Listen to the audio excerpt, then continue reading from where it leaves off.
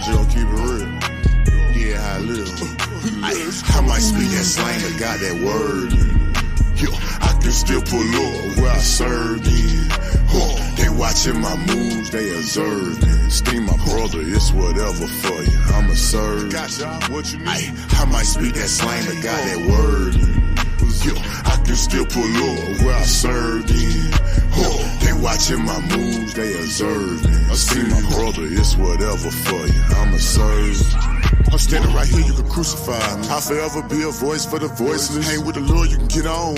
Asking my haters who they put on. Do this for the Lord, we don't put on. And we lay down the blueprint, and we following the red band. Put a blue letter, re-reference. No blood or Chris, y'all brothers repent. You know the vibes when we bump shows. No, we going up, but don't speak on.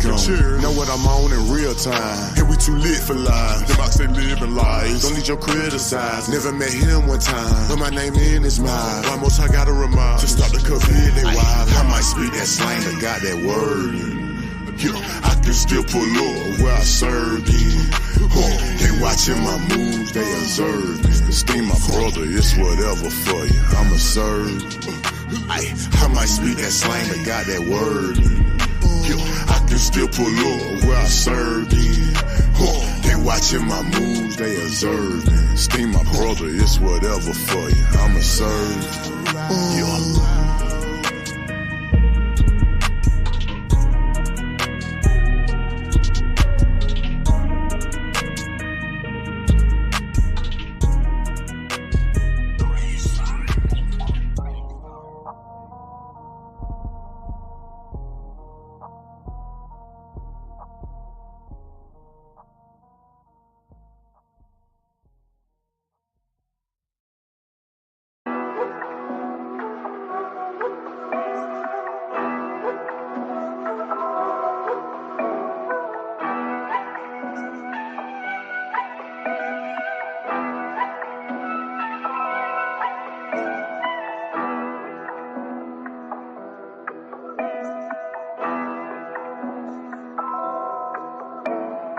Palace, yeah. What you cooking? Yeah. This one probably got the angel jamming in the chairs. You call him Jesus, I call him Yahweh Shah. It don't come from the script, it's hella Yaliyah. Yahweh Ba'ashem, Yahweh Shah HaMashiach. Big Jews in the name and they scared of us. Break bread with the heathen, I'd rather not. China want war, Russia want war. Babylon, see your time is running out. Yeah, I done read Isaiah, Jeremiah, Daniel. I feel like I'ma see the King David. I've been cursed since birth, hung with the wrong niggas, uncircumcised. I ate from the wrong table. Was confused before, ain't read the script, and you could tell. I swore it was all fake till I realized our history disappeared. It was coded by a world that won't save you. Yahweh gon' make sure we get it. Lord willing, I get it. Lord willing, I see the day. That's why I ain't trimming on my beard, just trimming on these beards with these fringes on my waist. I don't care about images, just care about building up endurance through my faith. I don't care about images, I just care about building up endurance through my faith.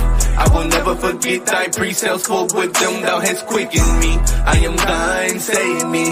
I am thine, save me. I will never forget thy precepts, for with them thou hast quickened me. I am thine, save me. I am thine, save me. I will never forget thy precepts, oh no, no. Oh no. Most High willing, I keep that frame of thought. And that's most High willing. Everyday battling flesh, getting ready for the war.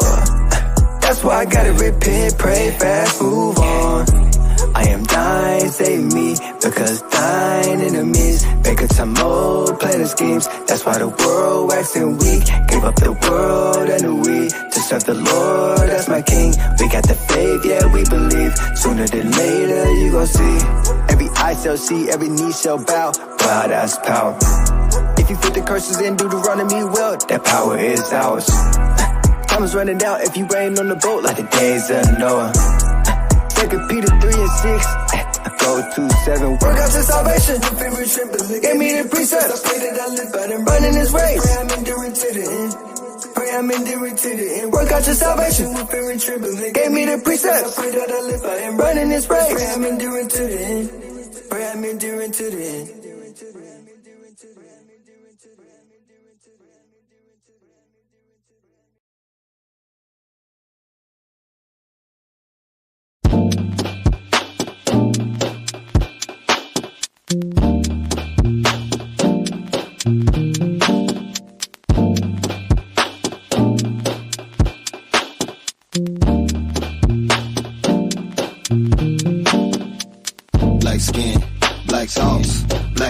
Jesus, black music, black skin, black thoughts, black Jesus, black music, black skin, black thoughts, black Jesus, black music, black skin, black thoughts, black Jesus, black music, black music, black music, black music, black music, what up, black music, black music, what up, black music, black music, what up, black music, black music, black music, black music, black music, what up, black music, black music, what up, black music, black music, what up, black music. How you now about to whoppers come together. Carbonated bonds bringing suns together. Black light shim down through Absalom. Scatter worldwide, but we one together.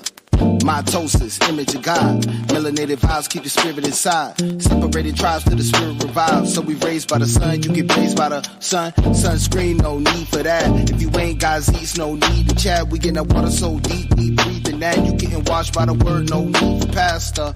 Bring back them sheep to pasture. Can't wait for the feast to happen. They bugged out from the trees they eat. Halakada wide road, man, we on the small street singing.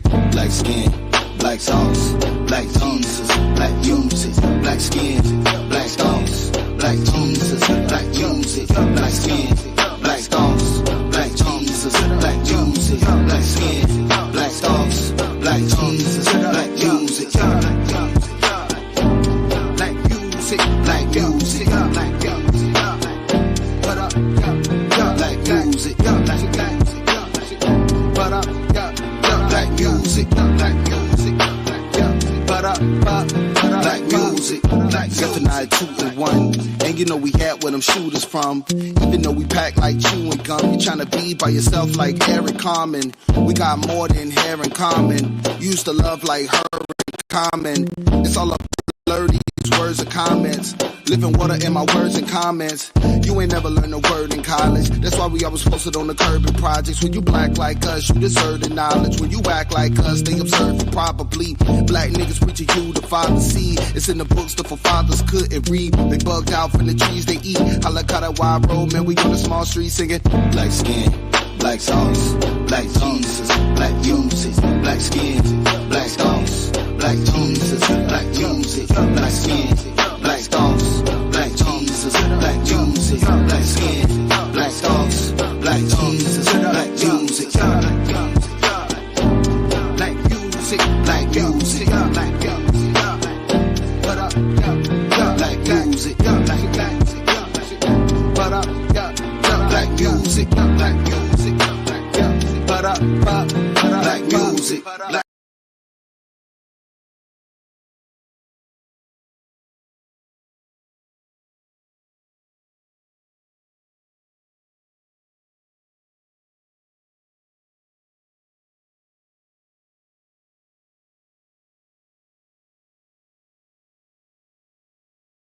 Shalom, it's Officer Karatazar with Anointed House of Saints coming at you with the verse of the day. And the verse of the day is the book of Hosea, chapter 13 and verse 4. And it reads, Yet I am the Lord thy God from the land of Egypt, and thou shalt know no God but me, for there is no Savior besides me. Our people involved with these elections, trying to figure out who they're going to vote for, Kamala Harris or Donald Trump. I'm realizing that the only person that's really going to be able to save us out of our situation is the Most High God. He's giving you the instructions in the scriptures on how to serve him so that he can save you from a situation. But we don't want to take that route. We want to follow behind these people of the world and vote in these elections. And that's not how this thing works. The only way we'll be saved out of our situation is by praying to the Most High God and following his laws, statutes, and commandments. Our people need to wake up. With that, I say shalom. AHOS. Shalom, shalom, Israel. It's your brother Zebulon from Anointed House of Saints, bringing you the verse of the day.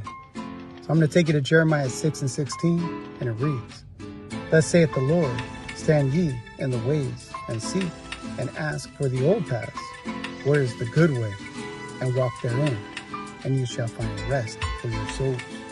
But they said, we will not walk therein. Let's not get caught out there not walking therein. Let's pray for the old past.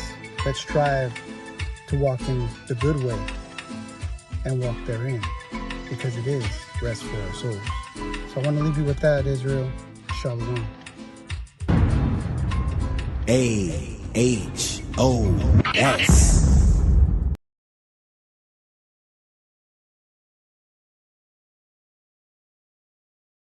Brother Jonathan got bars, man. He got bars. But he always making slow music, man. Wanna pray to his music, meditate. You can't get hype, man. Sometimes I wanna get hype for the Lord. Come on, man.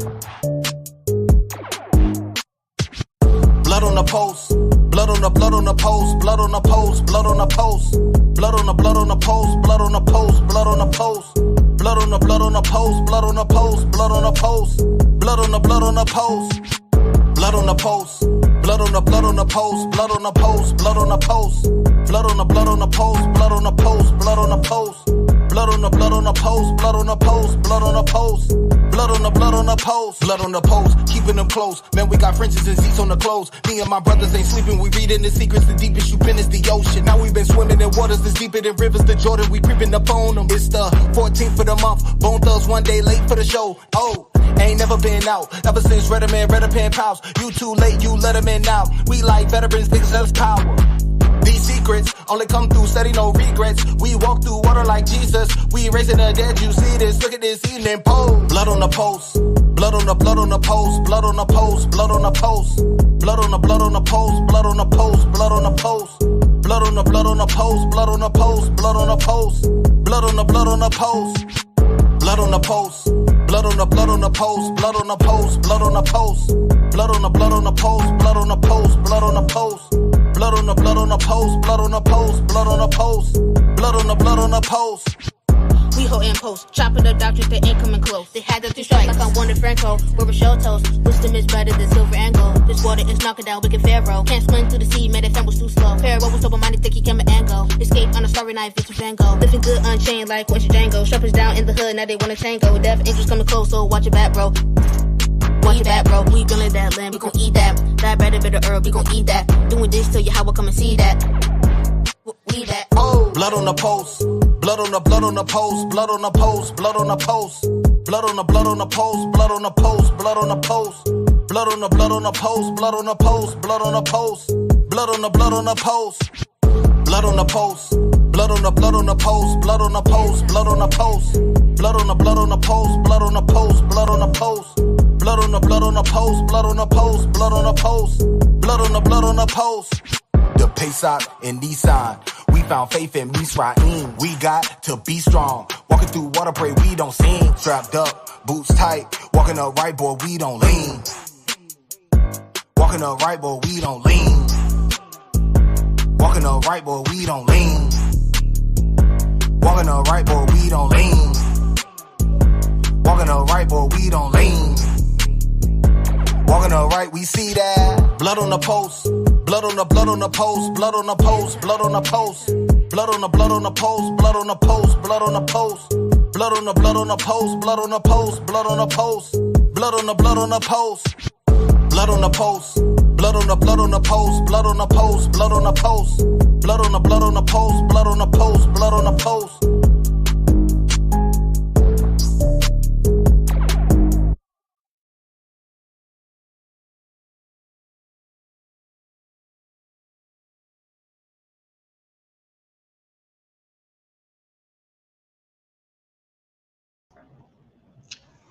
Shalom, shalom, shalom. Welcome back. Shalom to everyone. Welcome back to another Milk Mondays. I am Officer Knock, as you know, and also I have with me, don't see him on there you go. Hey. There you go, Captain. Shalom, hey. Shalom, Captain. Shalom. Yeah, man, go ahead, do your thing. Shalom, y'all. Kind. So, hey, it's another Milk Monday, right? But it's also another day for America coming up, at least on tomorrow, right? Everybody out getting trying to figure out if they're gonna vote for Kamala or for Donald Trump. Hey, we know what the word says about what we as Israelites are supposed to do, right? We don't vote for nobody who's not us, right? They, not us. They not like us, right? Kamala's not like us. Trump is not like us. So encourage, you know what I'm saying, your brothers and your sisters who are not in this truth, you know, tell them what's the point of voting, right? Like, what is it going to change for our people, right? The only change comes from us coming back to our law, to our God's law, statutes, and commandments. As a matter of fact, I'm going to bring up that one real quick before we get started. Then I'm going to go into the announcements. Deuteronomy chapter 17 and verse 15 says this: Thou shalt in any wise set him king over thee, whom the Lord thy God shall choose. One from among thy brethren shalt thou set king over thee. Thou mayest not set a stranger over thee, which is not thy brother. I think that's a clear cut on what we should be doing, right? Because we know who our vote goes to, and that goes to Yahweh Shai. But all praises for that. I want to welcome everyone again for stepping in with us and being diligent. Let me go over announcements real quick before we get started with our class. Tonight's class is called "Lean Not to Thine Own Understanding." Captain has a video he wants to show, and I think it's going to be pretty interesting. Probably not that long, but it's still going to be interesting. So please tune in.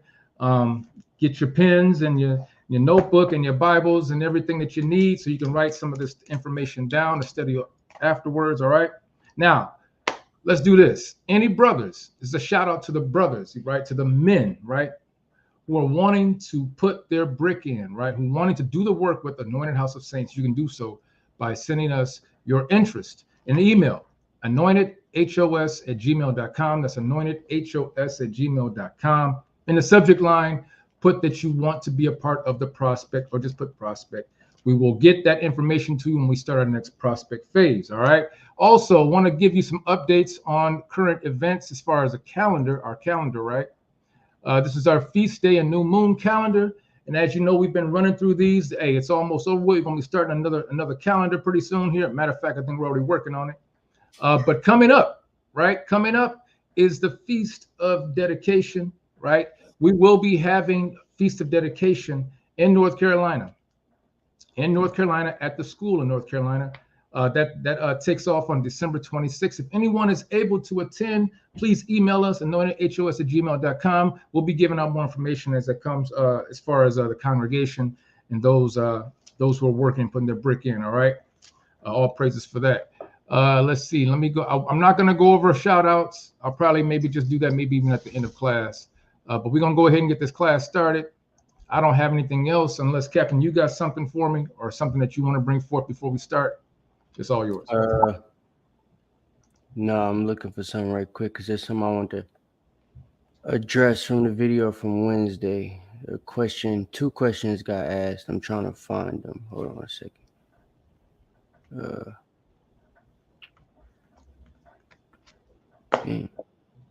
Yeah, this outside of that, I'm going back to, I'm gonna start talk about a little about the voting, right? Hey, I don't even know what to say about the voting, right? I don't vote anymore. All praises to the Most High for him bringing me this truth. But man, hey, we know that America's on the decline, right? We know that America's on decline because there's already word and talk about them getting the National Guard. And I seen an article about the National Guard being put together just in case there's a riot after this election, because we know what happened last year, or no, the last year of Trump's term, right? January 6th, when they attacked the Capitol building, I believe. So they're thinking that something like that is going to happen again. Look, all praises to the Most High. This kingdom is crumbling, it's coming down, and what a great time to be in this presence of what's going on right now. So that's all I got to say on that. I'm leaving because I don't vote no more. But for those out there who are thinking about it, you got family members thinking about it, bring up those things, right? What has voting done for us, right? We still have an expiration date on our voting rights. Did anybody know that? So that's all I got. I guess that's Knox's little rant before we start class. Cap, you ready? Man, hold on. 2 more seconds. 2 more seconds. I'm reading these comments because what it is there's a dude left a comment this morning that I was reading. Said something about Afghanistan. I guess he must have deleted that one because he looked up and saw that he was stupid.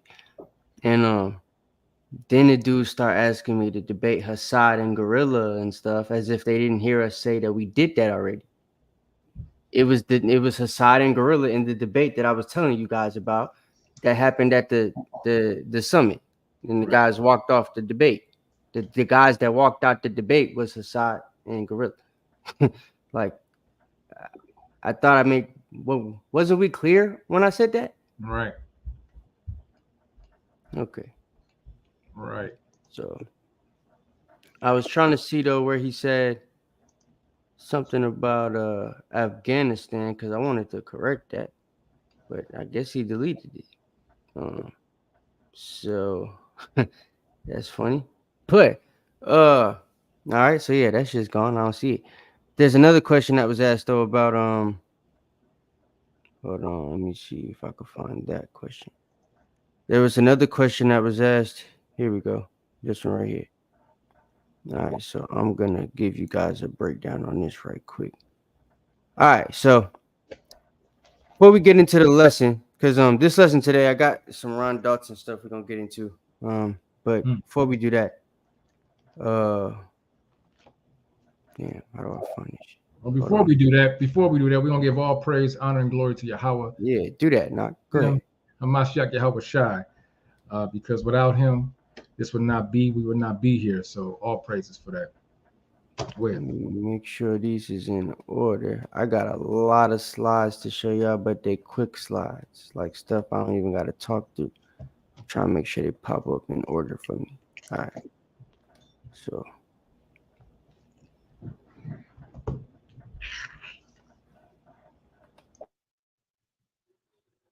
Now. So first thing first, let me put this. Put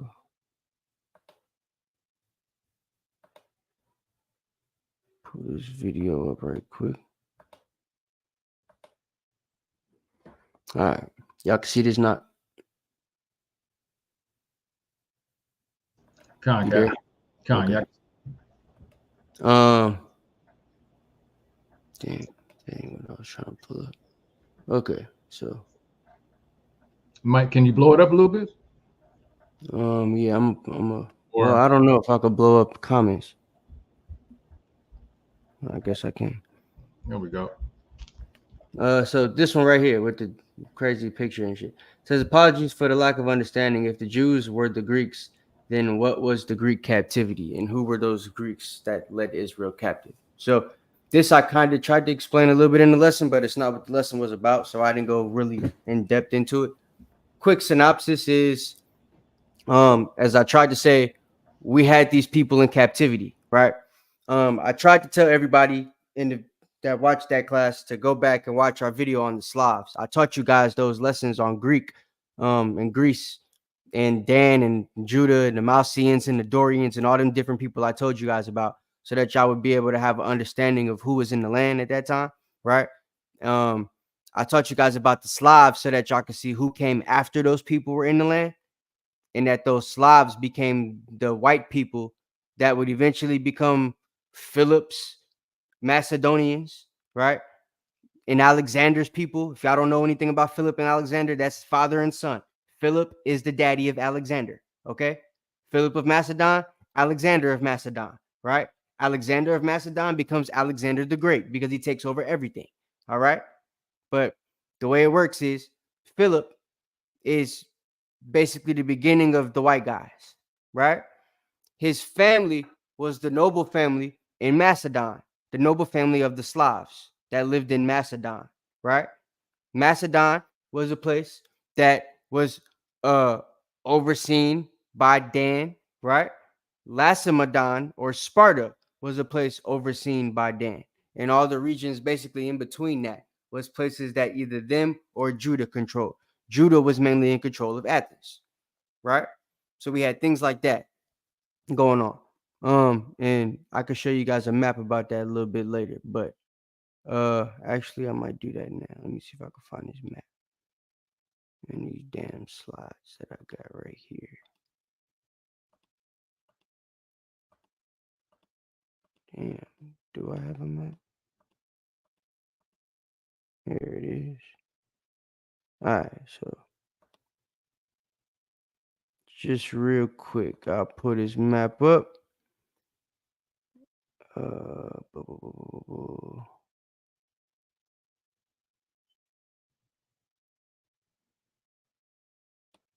have mercy, all these slides. What's this called?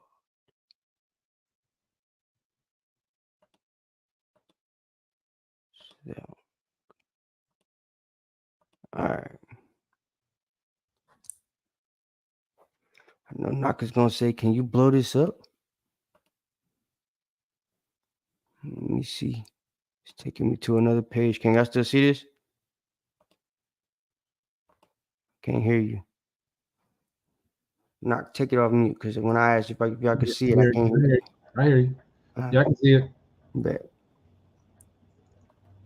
Cause I ain't looking at the slide. I don't got the computer where I could go back and forth like that. I gotta click buttons and shit. So when I ask for something, I'm doing it because I can't see. God. So, all right. So, if y'all can see this, because I can't blow it up no more, unfortunately. So, turn your, keyboard sideways or something. But towards the bottom, you have Sparta right here. If you can see can y'all see the cursor going in a circle? Not okay. Thank you. So Sparta, right? This is Sparta. Sparta is interchangeable with Lacedaemon, right? So when you see Lacedaemon or Lacedaemonians in the Book of Maccabees, can you get that scripture for me, Knock? Can you find that? I don't have it on top of my head right now because I wasn't going to pull it out. But can you find that for me, please? Just Google Lacedaemon KJVA. It'll pop up if you can't find it. You want to find the word Lacedaemon? No, I want the scripture that has the Lacedaemonian in it. So just Google, if you don't know where it is, Google Lacedaemonians or Lacedaemon KJVA, and it'll pop up in the Book of Maccabees. Okay. So Sparta is interchangeable with Lacedaemon or Lacedaemonia or Laconia, right? So that's what you'll see on different maps, but it's really Sparta. So when you hear elders say that Sparta is interchangeable with Lacedaemon, or that the Lacedaemonians were the Spartans, as I tried to teach you guys in that lesson, if you guys went and saw it, which you still can because it's on the channel forever, right? I advise you to go see it if you haven't, because you're not going to understand what I'm saying in this lesson or any of the other ones we taught really if you don't. So there's 3 lessons you need to go watch on Dan and the Dorians and the Slavs and all that stuff, right?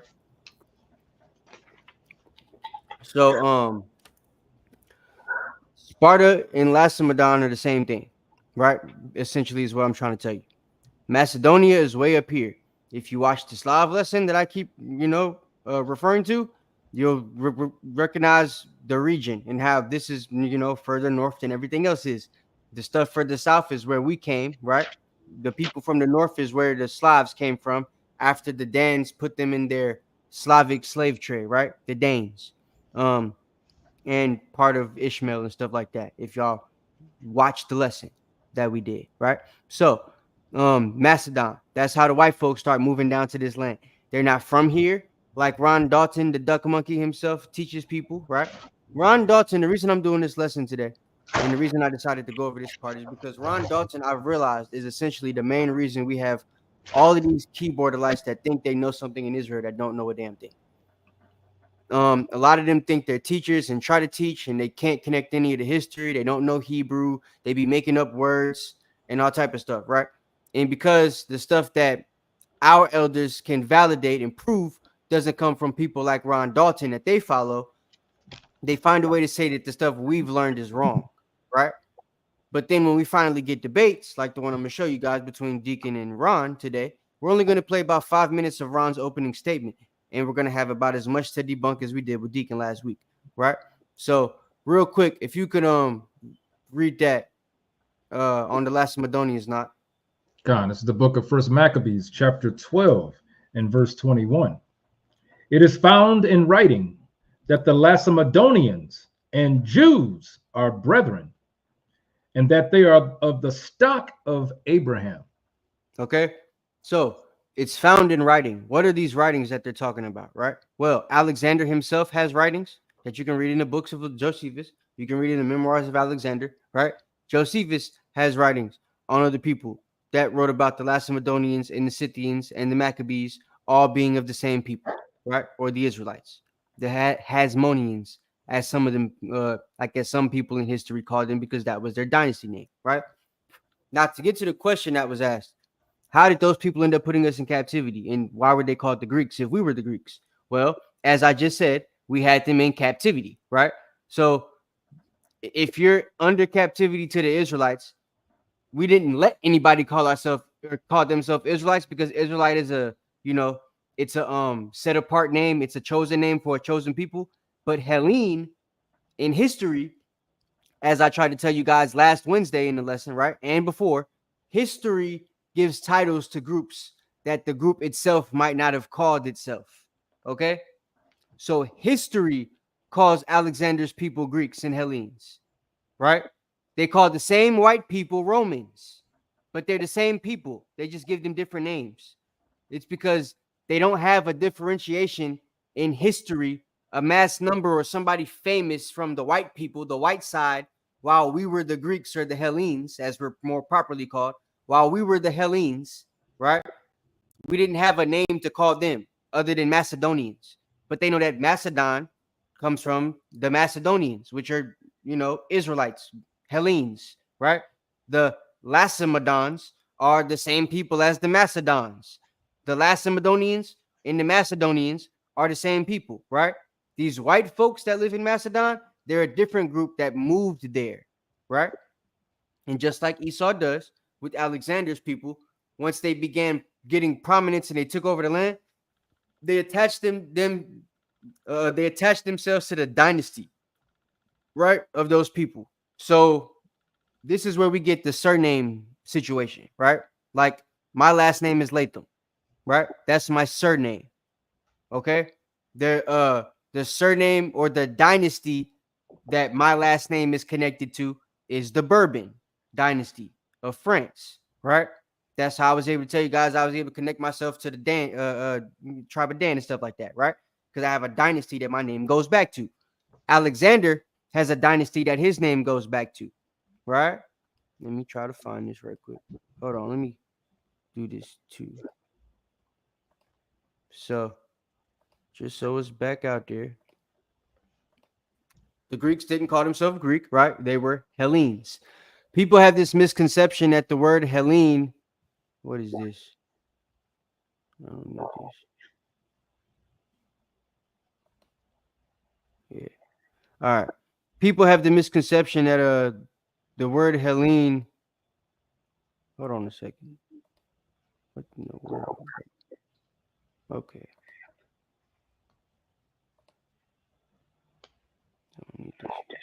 All right. So, my bad. People have the misconception that the word Hellene comes from after Alexander, right?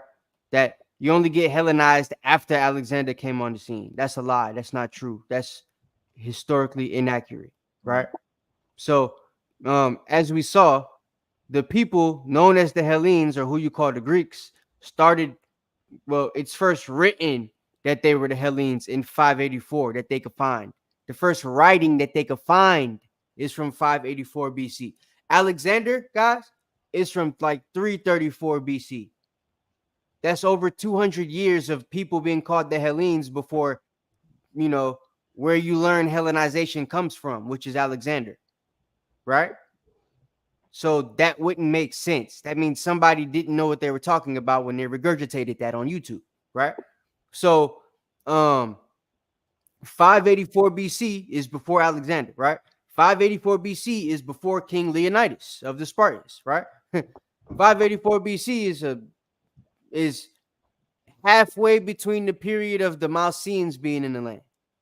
So I can guarantee you they were called the Hellenes way before that, right? It's just a nickname they were called.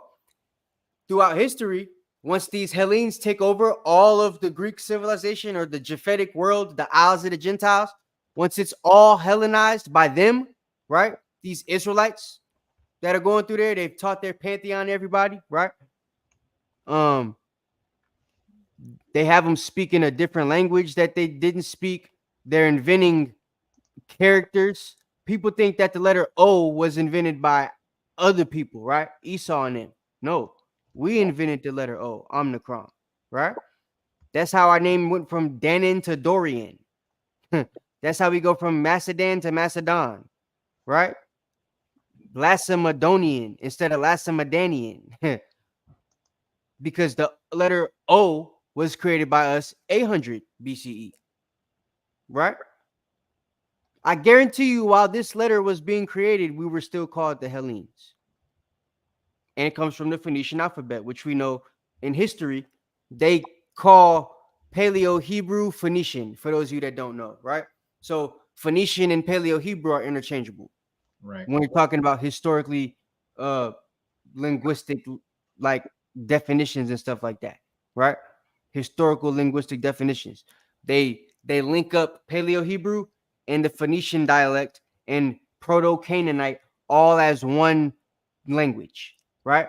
So when they tell you that the Phoenician alphabet is where the alphabet comes from, they're actually telling you that it's the cuneiform alphabet, which Phoenician comes from, and Proto-Canaanite and Paleo-Hebrew all come from that one alphabet, right? So yeah, this is gonna be a history lesson. Some of y'all don't like information, so if you don't like information, get off the class because I see some of y'all gonna drop off. But it is what it is. This is just to tie in the things that we been teaching y'all the last couple of weeks for the people that give a damn. So if you don't, cool beans. When the Greek letter O, known as Omicron, was developed by the Greeks around 800 to 700 BCE when they adapted the Phoenician alphabet and started creating distinct syllables and vowels, including O, which originated from the Phoenician consonant sound, right? So, what else we got to tie this in real quick? All right, Alexander, just to show you his dynasty and everything. Comes from the Argead dynasty, right? Now, personally, what I know about this dynasty is certain people from this dynasty were Israelites. So it's my belief. I haven't fully been able to prove this yet, but I'm getting very close to doing so. So maybe in a couple of weeks I'll come back and give y'all something else on this. But Alexander, just like with Esau, right? Say like with the Mormons, how they found the information about the Native Americans being Israelites, and then they create a whole religion to tie themselves to the promise of the Native Americans, right? Well, what Alexander's people did is they tied themselves to the Argead dynasty. They got to Macedon, right? They were the noble people of these white folks. They become the majority of the land in Macedon. Then the ruling class in the land in Macedon, meaning they probably had some wars and killed some people over there, right? Macedon was known as the barbaric people, so they had wars and fights all the time. Eventually, Alexander's people become the head tribe in Macedon, right? The only Edomite in the land. And somehow from that point, they start attaching themselves to the genealogy of the people that ruled Macedon before them, right? So when you look it up, they're part of the Argead dynasty, right? Which ruled from 700 to 311 BC. We know it wasn't no Edomites there in 700. It was only Japhet and us that was going back and forth at that time. Esau hadn't arrived yet. We saw in the Slav video when they started coming down to the land of Greece, right? So 700 means that it was Danites and Judites that was forming, these colonies here in Macedon, right? So that means that these Slavs, these barbaric white people, right? They came and attached themselves to a Israelite dynasty in Greece, right? And basically stole their last name. And further on in the genealogy, you'll find out that they linked themselves to Hercules and all that other stuff, right? Which we know Hercules would be a Danite. So they're linking themselves to Israelites, right? Something else interesting, right, about this fact is King Leonidas. Happens to come from a dynasty with the name very similar to the one that he stole, right? Also proving that that last name is an Israelite last name or surname, right? King Leonidas was a member of the Argead dynasty, a royal house of the ancient Greek city-state of Sparta, right? So this is literally a Lacedaemonian last name, right? And he's the 17th king of the Argead dynasty, right? And he ruled from 489 to 480 BC, okay? So, and look, descendant of Hercules, which would mean he's descendant of, you know, the tribe of Dan, because he's getting, when they say descendant of Hercules, they're not literally saying a descendant of Samson like they're one of his sons. They're saying they're descendant of Dan, right? Samson was the most famous person that they spoke about to, Japhet, specifically the Mycenaeans, right? And the people of Cyprus and Argos. And they made stories about the Heracleum, which was Hercules, right? So when they say that they're descendants of Hercules, they're not literally saying that they're sons of Samson. They're actually saying they're sons of Dan, but it's, yeah, because of apotheosis, Hercules gets all the credit. But yeah, so that's Sparta, right? King Leonidas. He has a very similar name to that. When you go into Julius Caesar, right? Even after Hellenization of the Greeks, right? Julius Caesar, who's a straight up Roman at the time, right? Way after the name change. Julius Caesar comes from a family called the Gens Julia. Let me see if I can find that actually.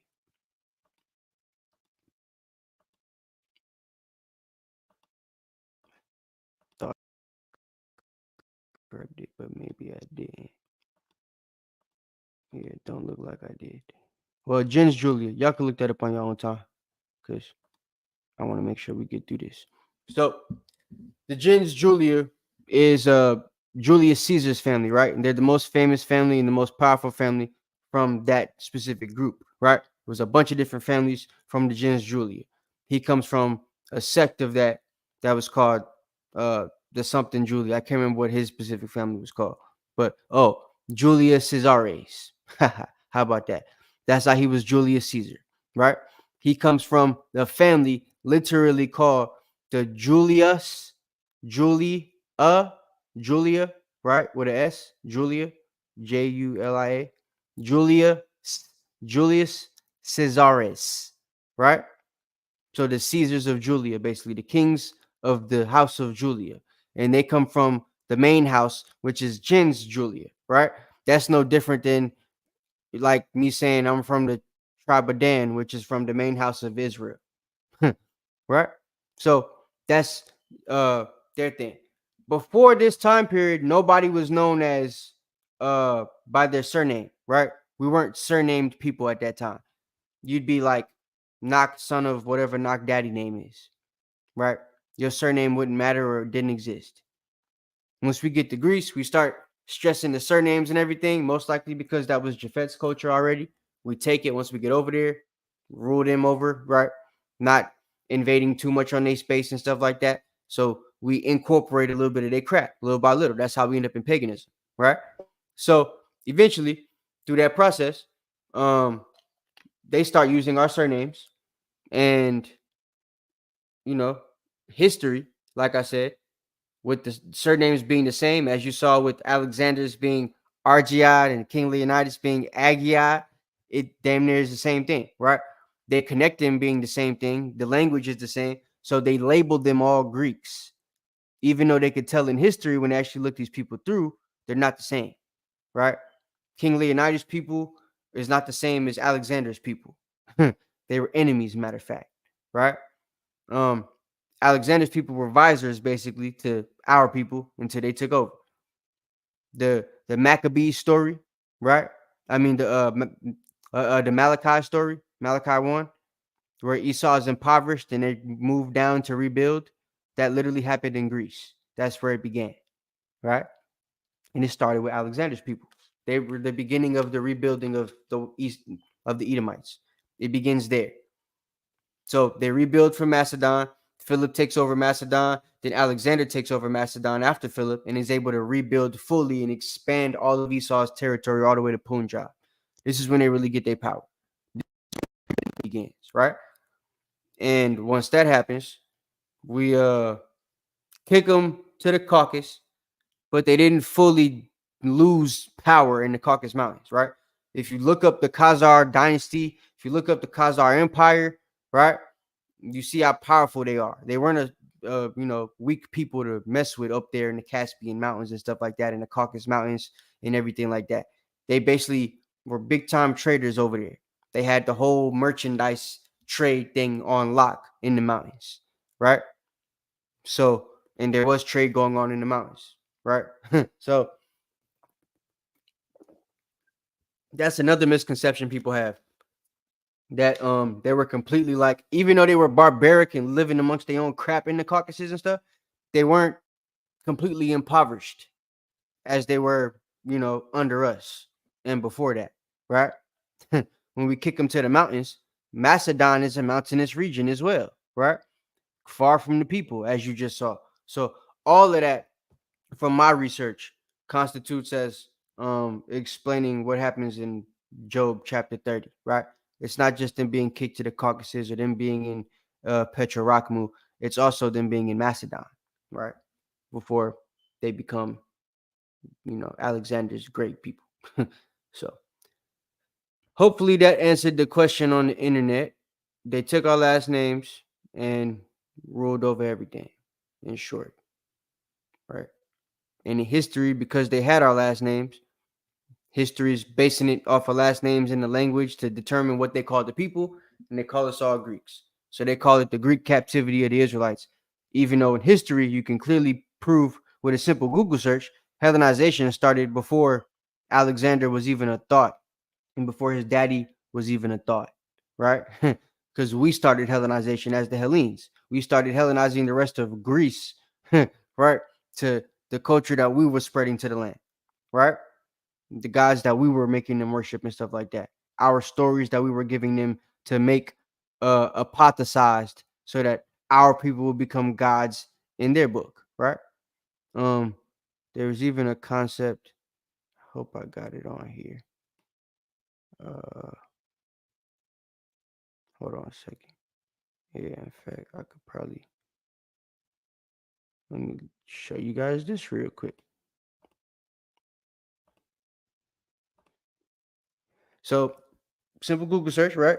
Hellenization or the spread of Greek culture began before Alexander's Great Conquest, right? And you see the time period. They have it listed. Classical period of Greek Hellenization starts in 480 BC, right? We've got what? Hellenization of religious deities. Also in the classical period. So if the classical period is 480 BC, and we've got Hellenization of religious deities like Yahweh, right? Becoming Cronus and Zeus, right? You see how this works? This is how the pantheon begins. The classical period. You got Dan and Judah in the land at this time by 500 BC, right? Mycenaeans are living there, and the Dorians are living there, right? So we've got the Northern Kingdom and the Southern Kingdom. They then lose the names Mycenaean and Dorian somehow in history, and they become Macedonians. They become Spartans, Lacedaemonians, right? Which is the same thing. Athenians, and all these other people, right? That's over there, ruling this Greek region, right? And the Hellenization begins, right? Before Alexander. So we're actually the ones beginning the Hellenization, contrary to popular belief and what you're taught, right? So, yeah, Hellenization started before Alexander. It started with the Hellenes, which was us, the Israelite Greeks that, you know, loved this Greek way of life that we found once we moved over to this land, right? The land of Javan. So, I might have one or two more things to tie into that, but we will do that once we get into this lesson. So let's play this thing with Ron Dalton right quick. Let's see what he's got to say.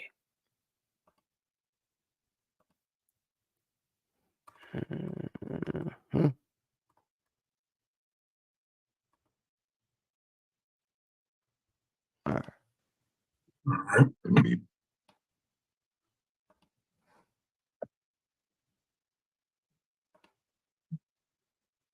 All right, can y'all see that? Yeah, we can see it. Yeah, we can see it, sir. I can minimize that. Okay. The time will start when you start. All right, I'm gonna go fast because I have 15 minutes. So just keep up. Esau's and the Gentiles proselytes counterfeit land was Jacob's hidden land. Reality is the state of things and how they exist as opposed. I'm sorry if y'all have problems understanding what this man is saying. I don't know why he's such a smart guy but can barely speak English. I don't understand. He always sounds like he got something in his mouth.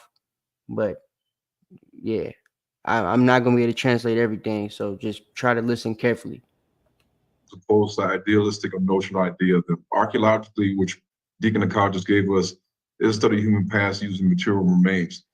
Problem is that when there is no archaeological find spot, no context, and no chain of custody from the ground to the museum, you lose the ability to assert that an artifact is everything that you think it is. I'm going to show you why. Is there any video of the invasions of the Assyrians, Babylonians, and Persians? Is there any photos that we can see of the invasions of the Assyrians, Babylonians, and Persians? No. Is there any archaeological proof that can be found in Israel that is immovable, that the Gentiles can move, that can be proven, that can prove modern day Israel where everything is at? And can mankind move things from one location to another and claim where the things are initially founded at? Meaning that if they say it's there, can mankind find it somewhere else and then say we found it here and then put it in a museum and we believe it? Yes, they can. Remember, the same Gentiles for over 2,000 years took crafty counsel to make sure that they covered up the so-called Negro biblical identity in relation to the Israelites. So why would they not do the same crafty counsel and lying to us about where the homeland is, even using archaeological finds? One of the things that Deacon Akal is not going to show us who are the Canaanites today, the Assyrians, Babylonians, the Persians today. He's not going to tell us who they are today, human beings with DNA. He's going to give us archaeological evidence and that's it. Okay, the Shiite synagogue you see here is from... Now, is anything wrong with giving archaeological evidence? Not at all. Okay. I didn't think so, because to me, archaeological evidence is a good thing, right? But the reason Ron doesn't like archaeological evidence is because he bases everything off of DNA, which is crazy because he's so skeptical about the things that the white man does, but the white man is the one that controls the DNA markers. So it's like a big contradiction. Everything is over skepticized, right? There's all this over skepticism. The white man lied to us about this, lied to us about that, like we saw on Wednesday, right? But brothers and sisters only use the over skepticism when they want to. They pick and choose when to be skeptics, and that's not fair. If you're gonna be a skeptic, nigga, be a skeptic about everything, right? Don't pick and choose when you want to skepticize stuff. So, like, Ron will tell you, you know, what he's about to say about Greek, right? The word synagogue is a Greek word. When did they get Greek? They just threw away the Greek and for the Hebrew. I mean, they just threw away the Hebrew for the Greek. That's because he doesn't know what I've been teaching you guys about the Greek and how we actually, we threw away the Hebrew for the Greek because we became the Greeks. We were the Greeks. The Bible says that would happen, though. If you believe the Bible, what did it say? That the Most High would speak to us with stammering lips and another tongue. He would speak to this people. Did they first translate the Bible in English? No. Even though some of you niggas teach that this was the first stammering lip tongue that he talked to us in. Right. Y'all never heard of the Greek Septuagint? Never heard of the Latin Vulgate? I told you guys about why those were made. The Septuagint was made by Ptolemy, right? While we're in captivity. Because Ptolemy is a man who speaks Greek only, right? Him being one of those Edomites from Macedon. You feel me? So they only speak the language that their masters spoke, which was us. We spoke Hebrew and Greek. We never taught them Hebrew. Hebrew was our holy tongue, Lashawan Quadash, right? So when you do the history on the Septuagint was made because Ptolemy II needed to understand the Bible. So guess what? In 70 days, he had Hebrew Israelites, 6 from each tribe, if I'm not mistaken, translate the Bible. It was actually the Pentateuch in 70 days, right? So the first 5 books was translated in only 70 days from Hebrew to Greek. How did we translate something from Hebrew to Greek in 70 days, 5 books? If you know, 5 books is a lot to translate in 70 days if you don't speak the language, right? We're taught that we never spoke Greek. Greek is a tongue that the heathen taught us. We had nothing to do with it. Well, how the hell did we translate the Septuagint in just 70 days if it was never a language we spoke and a language we didn't know? Wouldn't that be difficult? Wouldn't we have to sit down and learn the language first before translating it, which would mean it would take longer than 70 days? So these are the things people like, you know, Ron Dalton, even though he's a quote unquote historian, never thought about, I guess, or put together, right, in his head. Which kind of baffles me, as smart as he claims to be. From 245, Shedia Synagogue, you see here, is from 245 BC. When did the Israelites adopt Greek? Within 40 years, when Alexander the Great conquered, within about 50 years, they just all of a sudden just do away with Hebrew and started writing Greek in their synagogues. He said that like it was a fact, right? He said they adopted Greek about 40 years into Alexander's conquest, and he said it like a fact. He said that this thing comes from 285 to 246 BC, Alexander's 334 BC. He says we start speaking Greek about 40 years before that. So if you say within 40 years, just to say, you know, just to give him some leeway, either 40 years before 334 BC or 40 years after 334 BC, he's saying we adopted Greek. But we see that the history tells us that's a lie. The Hellenes spoke Koine Greek in 584 BC. The Hellenes are the Hellenized Israelites. He's just stating things without backing it up. That's all he ever does, though. All his movies, videos, and books are just things he states without having to back them up. That's what a lot of niggas in Israel do, actually. We saw that on Wednesday. Love y'all, though. But I'm just saying, I'm tired, personally, of brothers getting it, like being able to do that, right? Folks like me going through research and stuff, actually showing you guys I could actually Google this stuff. You don't even have to get a book. You could Google it and find the source, right? The AI overview has a clip next to it that gives you the source that quote came from, whatever quote the AI overview gives you. Click the damn clip and it'll give you the source. It'll take you right to the page. You can read it for yourself. Then you can scroll down to the bottom of the page and see what their source is and find the book that they got their information from. It's very simple, right? But Ron is asking questions about Greek. Oh, so they adopted Greek from the heathen, you know, and they got it about 40 years into Alexander's conquest. Right? Synagogue is a Greek word. Why would the Hebrew Levites and high priests ditch their Hebrew mother tongue and start inscribing on rock in so-called Israel these words in Gentile? Because the Bible says the Most High will speak to us with stammering lips and another tongue. The first tongue that he spoke to all of us in, both groups, was Greek. When you read the book of Ezekiel 27, you see the southern kingdom and the northern kingdom coming to this land where people speak Greek, doing trade with Javan. When you do the history, you see Dan founded Cyprus. How do you found a place with Japhet and can't speak to Japhet? There's no proof that anybody in the Isles of the Gentiles ever spoke Hebrew. We say it all the time, right? They had to speak something. We know Noah spoke Hebrew. What the hell was Japhet speaking? Yeah, Japhet probably spoke Hebrew. But, you know, after a time, his people went out and they did their own thing. We could find the connections to the Hebrew, though. I did it for you, right? And guess what? The connections to the Hebrew language and Japhet getting to speak with the Israelites are connections that only connect with the people we happen to be in this land, the Isles of the Gentiles. The Mycenaeans, the Mycenaeans, they never spoke these languages, right?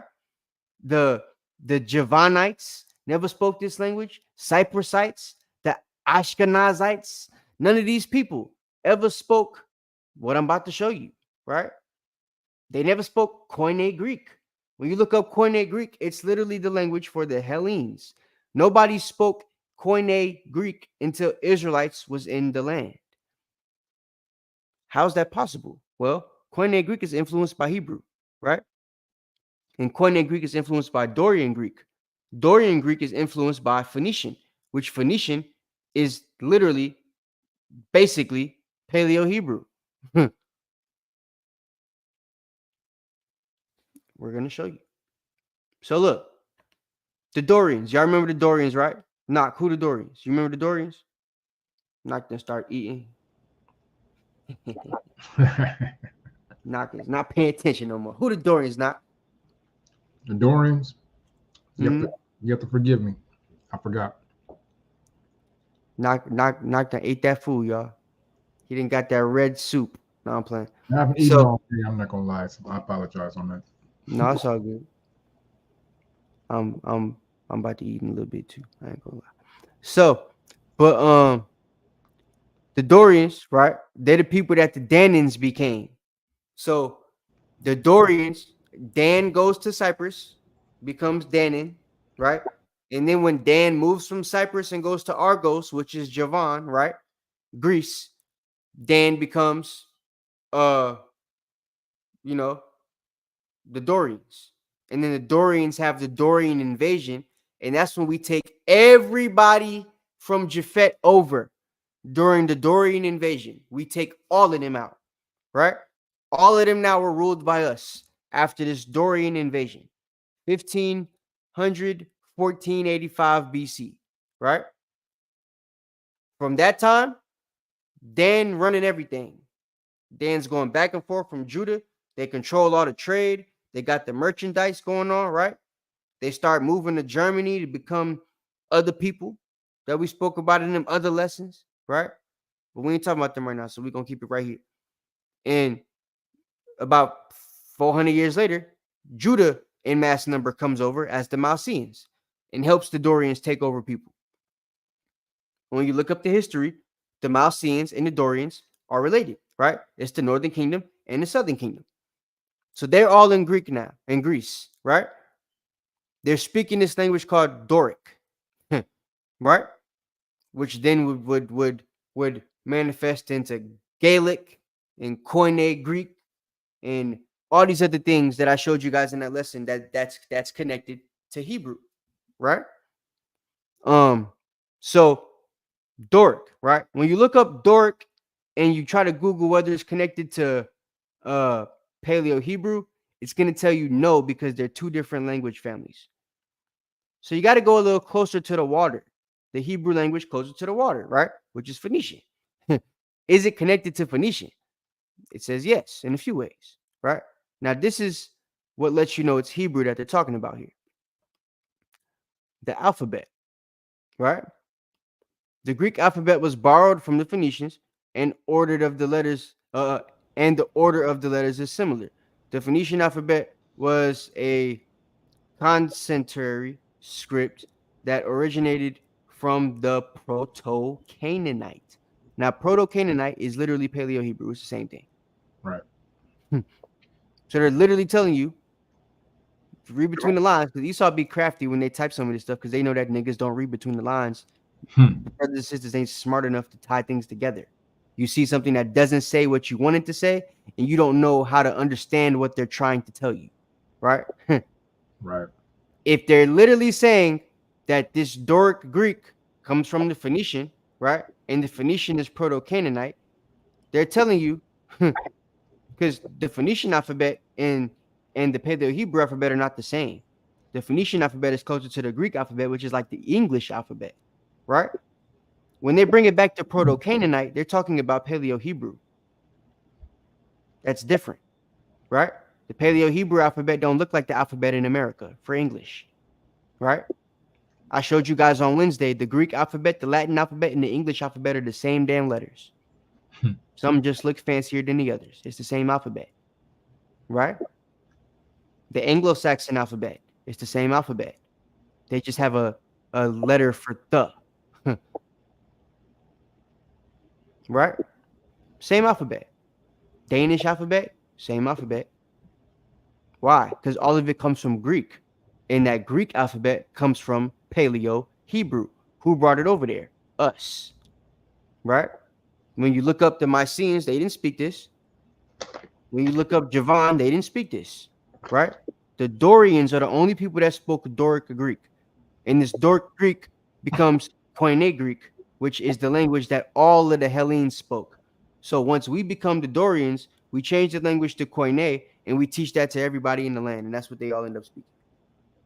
And guess what? Koine Greek is literally something you can see was influenced by the Hebrew. Now I want to show you this too. Hold on. Simple Google searches, right? Did Hebrew influence Doric Greek? Yes, Hebrew influenced Greek in several ways, including the Greek alphabet, the Septuagint, and the Greek New Testament. What are they all written in? Koine Greek, right? Let's do another Google search. Did the Hebrew influence? You see how I do this? This is how I do research when I don't want to read books. I connect the dots and let the AI do it for me, right? And then you find the sources you need. This is the clipboard. It'll give you the source right here, right? So, did Hebrew influence Koine Greek? Since that's what the Septuagint and the New Testament are written in, right? Yes, Hebrew influenced Koine Greek in several ways. The Septuagint, the Greek translation of the Hebrew Bible, was translated from Hebrew into Aramaic manuscripts. When you go deeper into this, you find out it was translated from Hebrew into Koine Greek manuscripts, which is how they made the Aramaic manuscripts, right? So you have the Septuagint's absence of the particles, whatever that is, because I don't speak Greek like that, and its use of whatever that word is meant to "it came to pass," or examples of Semitic features in Koine Greek. So it's saying there's even phrases and things that weren't phrases used for the people of Japhet that would only be like Semitic phrases, Shemitic phrases, things you'd find in Hebrew, Arabic, or Aramaic, right? A different language group than the languages supposed to be found in the lands of Japhet, the Isles of the Gentiles. But for some reason, this Koine Greek shares similar features, right, as the Semitic language. Why is that? Because the people that made it were Semitic. They even got something called Jewish Koine Greek. This variety of Koine Greek was used in Alexandrian dialect texts and Greek Jewish texts from the Levant. You see? So that's because we were the ones that created this language. So that's more proof to show you guys as to what I was saying before about us actually creating the Greek language, because we did. We are who it comes from, right? Hellenization didn't start with Alexander. It actually started with us. We were the Hellenes. Once we became the Dorians, we pushed the Hellenization on the people. And then once, you know, those people that we Hellenized, them Edomites that became Slavs in Macedon, they literally came and pushed that same crap back on us, but with them in power. It wasn't really pushed. They just had to enforce certain laws that they didn't want us to do, right? They didn't have to force us to speak Greek. We did that already. When they told us they didn't want us to speak Hebrew, well, it wasn't much things we had to change because we didn't speak Hebrew around them anyway. They didn't want us to speak Hebrew, just like the slave masters didn't want to speak Hebrew. They spoke the other language. They wanted to know what the hell we was talking about, right? They wanted to be able to know exactly what kind of conversations we were going to be having all the time. So they cut Hebrew out the box, right? Eventually, we go down the line. They stop us from keeping our feast days, right? Then we go further down the line. They stop us from calling ourselves Jews. It's all written at one time as if it was one edict in the Bible, but that's because the Bible is condensing the history for you. It's supposed to. If it told you all 6,000 years of history, the Bible would be unreadable. You wouldn't be able to read it. It's condensing the history for you. We're in a time period now where the Most High has made it possible for us to find out these things, right? So that's what you should be doing, trying to figure this stuff out. Let's get back to the lesson, because now we're going to be able to speed through what he said. All right. But now we see why they use the word synagogue, why the word Mesopotamia exists, right? Why the word synagogue is in the New Testament as the house of worship for the Jews, right? It's because we actually used to worship in the synagogue. We put synagogue of Satan as the differentiation, right? The word church used to refer to the people of Israel, right? As it does in the Bible, right? Synagogue didn't just refer to a Jewish house of worship. That was the place Israelites used to go to worship. Our school, the house of books, used to be called synagogue. Why? Because that's what you called it in the Greek. Right. So we'll move on. Ditch their Hebrew mother tongue and start inscribing on rock in so-called Israel these. And you see here, on behalf of King Ptolemy and Queen Bernice, his sister and wife, and their children, the Jews dedicated the synagogue, right? Because they were forced to do that to Ptolemy, who also asked them to make the Septuagint, right? If this is the same one, this might be the first Ptolemy. It was Ptolemy the second that asked for that. But as you see, right, they got certain things that they're being forced to do while keeping practices of the Israelites. Dedicate the temple in name of Ptolemy and his sister and wife, Bernice. These words in Gentiles. All right. Okay. All right. The Reese released. Okay, that was Ptolemy the third. That was their son. The Syrian siege discovered in 1846 in Iraq, not found in Israel. Now they're in this museum. Not found in Israel, found in Iraq. So you can't say that this happened in Israel because it wasn't found in Israel. And this is something that you guys do too. You keyboardalites, right? Y'all like to over skepticize everything, like I said, right? And the over skepticism is annoying because it puts us in a situation where like y'all don't believe anything, right? What you have to understand is that the earth has been given to the hand of the wicked. Okay. The Most High gave Esau the ability to find the things that we had hidden for us to be able to find our heritage. Esau's still a people that work for you. The land and the earth was still made for your sakes and all the people in it there too, right? Everything was made for us. Y'all have to remember that. Esau now has the earth in his control. Really, all the wicked people do. The earth is given to the hand of the wicked, right? But the main person they're talking about is him. Amalek has the ability to go and, do his archaeology and stuff, right? He gonna do that. He's supposed to do that, right? Where they're telling you they find these artifacts only validates Israel because of what? Well, this is an Assyrian siege thing. Where is it found? Nineveh. What was Nineveh? The capital of Assyria, you duck monkey. Why the hell would it be in Israel? It's about the Assyrian siege of Israel. They gonna leave they story of the siege in Israel where none of their people could see it, or they gonna bring it back to Assyria with them, stupid. Like, come on, bro. And literally, that's the story of every single artifact that he's gonna talk about in this whole debate. And Deacon made the joke about, him, Jansport backpacks, bro. Like they put him in a Jansport backpack and took the junk somewhere, because that's basically what he's gonna say. You could take these artifacts and you could take them and you could move them, and there's no video evidence from 546 BC or 722 BC or 746 BC. There's no video evidence. There's no cameras that we could see or any pictures that they took to show us on Google or Bing or Yahoo that Israel was actually there, and that wasn't in Angola or the Congo or something like that. That's what he's saying, right? But nigga, who gonna take a picture in 722 BC? In the middle of a siege, rather. At that. Knock, you got time for that? Bring it out. Bring it out again. When them bombs start flying, you gonna be taking pictures on your iPhone or you gonna be running? Man, what do you think?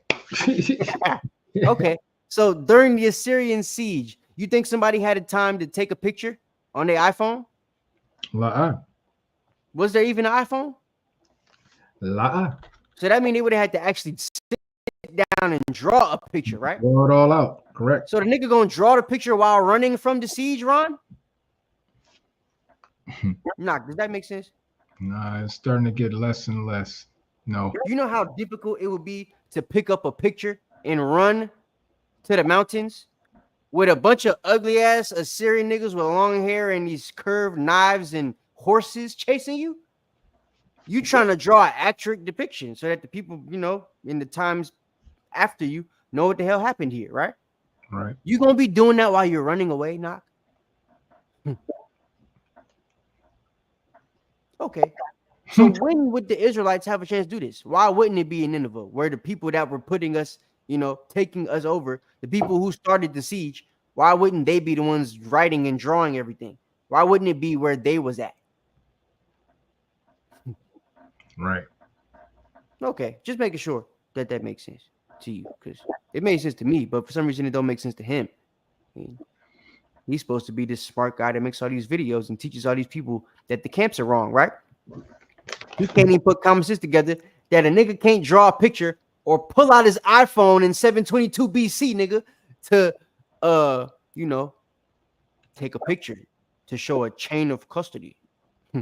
Right. It may tell you that these things happen in Israel, but we see that these things were described by people in Iraq. Huh? Well, never mind. It's lucky. Okay. I know it's a They skill. are in Iraq. How do you know the story didn't take place another place other than Israel? The Moabite, or the Merneptah steel, the Israel steel, also you'll see that it's not found in Israel. It's found in Egypt. Wasn't found in Israel, found in Egypt. What is this about? Hmm. What that look like? Pharaoh? Oh, why is it found in Egypt? Where was the people at, nigga? Like, this is ridiculous. It really is. How do you know that the conquest or the invasion didn't happen in another place of the world? Because it tell you where it happened on the stele. They were the people that did the conquest. Why would they lie about it? Right. Does it make sense to just lie about where you conquested? Nigga? Like, and then what proof do we have of anybody from Assyria or even Egypt ever going to the Congo? When the Assyrians ever been to Nigeria? When did the Egyptians ever go to Nigeria, nigga? How about Angola? Okay. World, so sub-Saharan Africa. It says Israel lies desolate, its seed is no more. There was never a place. It says what?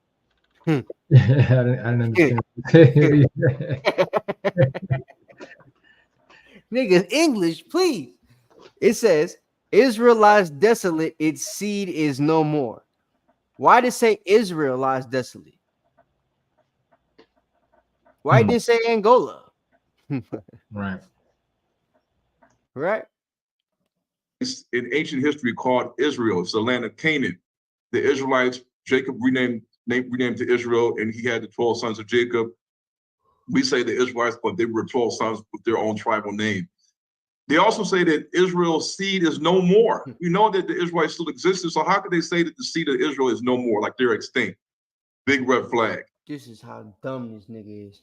When you take a place over, you get a little cocky, right? You start to get like you probably not, well, not probably, you basically letting them know, I got y'all. When you write about it in history and you want the annals of history to remember what you did here, you're going to write in a way that completely castrates the people you took out. Right. Literally. Its seed is no more. How's that for castration? We done took them out. But you know what else says something like that? The black obelisk. You know why he didn't post that? Because the black obelisk actually has pictures of Israelites on it. And guess where it's found? Nineveh, Iraq, something like that. Over there. Right? Not in Israel. But he didn't put that on his PowerPoint because it actually shows Israelites. So you can't be like, how do we know this is them? Like, where do we go? What is this? What do we know? We know it's them because it say it and it shows pictures of them. We see Jehu, and then it got Jehu name right there. Jehu. Right? The king of Israel makes a tribute to King Shalmaneser. Like it say it on the inscription. And then it shows him bowing. How's that? Right? He didn't put that on here because he knows it would be too easy to debunk. That would have debunked what he was saying. Because none of the artifacts of us being taken over are found in Israel. That would make no sense because none of the people that took us over stayed in Israel, except for the Edomites. All the artifacts they had stayed in Israel because they are now claiming to be us. You see how that works? So he could have chosen to use their artifacts, but he chose not to because they're claiming to be us. So he knows those artifacts prove Israel's where it's at, right?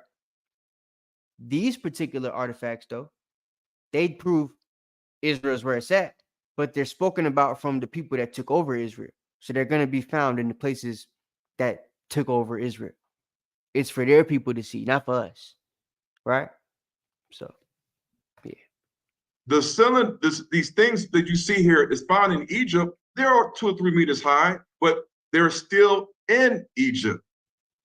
The Tel Dan stele found in northern Israel, Galilee by Ashkenazi Jew Abraham Buren, 1993. Now this one's found in Israel. Watch what he says about it. Took us almost 2,000 years since the Gentiles came to Israel to find this stele in northern Galilee. Remind you, right next to the Sea of Galilee is the territory of Aram. Tel Dan is erected by the Armenian king Shaizu in his victory over the 70 kings, which include I think he just can't read or something. I don't know what the hell. Why every time he start reading, we can't understand what the hell the nigga saying. Is it just me or am I tripping? Not can you understand? No, it's always started. I mean, when you watch him speak, it's like he's either chewing on something when he's talking. Why are you chewing on something while you eating? Nigga, stop chewing sunflower seeds while you teaching. That's that's a good way. Sunflower seeds, yep. You think that, but he don't ever spit nothing out. So is it really sunflower seeds? Don't know. But is he chewing tobacco? Is that what you doing, nigga? You're not trying to make fun of the brother. He might have a speech impediment. He might have a speech impediment of some sort. But yeah, it sounds like he's not. I don't know if you realized I stuttered. Yeah, I do. I took speech from kindergarten to 5th grade. I know every single speech impediment there was because I had class with them every day from kindergarten to 5th grade. That is not a speech impediment. That's I got something in my mouth. Yeah, it never shows it. Cause I ain't got nothing in my mouth. But yeah. House of David, or the kings of the house of David. This is about the kings of Aram, Syria. Syria, or the kingdom of Aram, is right next door to the Sea of Galilee, thus telling you that it's a possibility could be found in northern Israel because right next to the Sea of Galilee, or Galilee, is the kingdom of Aram. The stele is only 12 inches tall, 8.6 inches wide, meaning that I could carry the stele. I could say I found it here and then carry it and put it in a museum. I could put that in my backpack and just take it somewhere and say, hey, I found it here. The Meshe Moabite stele is only... That was it? That's it, huh? That's it, huh? That's it, right. So we're just supposed to take his word that that's because he says someone picked it up and took it to a okay. It's found in Israel. Yeah. We found something found in Israel. And instead of believing that it actually comes from Israel, it's only 3 by 8 by 3 by 8 by 3 by 8. So I could take this and put it in my fanny pack, and I could take it back to Fannyland with me, Yeah. Right. Yeah, bro. All right, that's cool. He took it from his, he pulled it out the fanny pack, but where'd he grab it from? You think that white boy went all the way to Africa to grab that junk? Wouldn't it make sense that he took it from Russia or something? Like, Huh? Hmm. But you don't want that to be the case, huh? You know, it make more sense for him not to go all the way to where them black people have to look for some shit. So lucky to look for some and take it all the way to Israel, right? It make more sense for him to come from where he was at, right? And bring it over there. Since he's Japhet, right? He got it from Greece or something like that, right? It make more sense for that to happen. But it wouldn't go with your narrative. So you never mention anything like that, even though that makes more sense. Right. 3 feet 6 inches tall. It's a black basalate stele. It's in Let's fast forward a little bit. Your fanny pack, your back pocket, your backpack, and say, found it here. This is the proof that Babylonians invaded Israel, but you found it in Iraq. Why wouldn't the people in Iraq, the Babylonians, describe something if Nigga, Babylon is in Iraq. The Babylonians are today's modern day Iraqi people.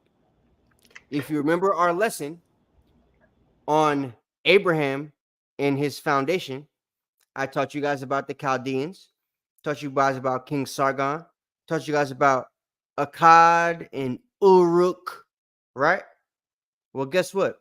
Uruk, later on in history, became Iraq, and in America, we call it Iraq, nigga. It's Babylon. They the same people, same land. That's why the, Nebuchadnezzar's cylinder, with Nebuchadnezzar being a king of Babylon, he ain't gonna leave the cylinder in Israel. He gonna write the inscription about the Israelites on the cylinder and take that thing back to Babylon to put in his own museum, right? Don't that make sense? I think that makes sense. I don't think it makes sense to leave it in Israel if you're gonna take the people out of Israel. Because didn't the Babylonians take the Israelites out of Israel? Ain't that what the Bible say? Okay. So why would he leave it in Israel if he's leaving to go back to his land after he takes us to go back to his land? Don't that make sense, Ron? Like, come on, bro. Goodness gracious. If they did at some point invade or conquer or took leadership of a piece of land in sub-Saharan Africa, you cannot use it to say that there it is. That's the proof, because it's not in Hebrew. It's in cuneiform. It was found in Iraq. It's in cuneiform, not cuneiform. Cuneiform. It's Greek. Huh. See? Huh? Cuneiform. All right. So it's in cuneiform because, I'll say Kwane. Go ahead. Yeah. Well, yeah. See, Koine with an E, it's an A. Cuneiform, right? Koine Greek. Okay. It's spelled different, but the E sound make the same sound. So it's not coin or kun, it's koine. All right. So yeah, the cuneiform tablet is written in cuneiform because of Babylon. That's the language that they spoke. That's what we called it. Cuneiform. Right? That's what we called it. The people that spoke it, we called the Mesopotamia. The land between two rivers. We gave you that word. In that lesson, we told you it was Greek. Just when we did that lesson, I didn't tell y'all we were the Greeks that made that lesson. That made that word. Right? Esau stole a lot, man. In Iraq, and it's less than the size of a shoe. Other mentions of the Babylonian Chronicle plate tablet, even tablet that don't these invasions happening. Yeah. Just 8-inch can come back. Use common sense, critical thinking. Not practice religious freedom, build your second temple. Doesn't say that. It's not written in Hebrew, it's written in cuneiform, not found in Israel. Therefore, you cannot prove that these things happened in Israel. Use common sense, critical thinking. Just see. Looks like he didn't use common sense and critical thinking. Right. Watch this. Watch what he says here. This is how much common sense and critical thinking he has. How much knowledge of history he has. Let me ask you this, Knock. You heard of the Maccabees before? Come. You heard of the Hasmonean dynasty before? Come.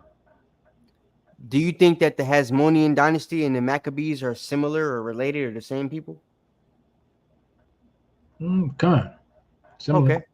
They are definitely the same people, right? They are actually the same. The Maccabees come from what's called the Hasmonean dynasty. I will show you in a moment. Watch what this man, this historian, this phenomenal Israelite historian that makes, PhD quality, low budget videos for the nation to learn history, right? Hebrew to Negroes.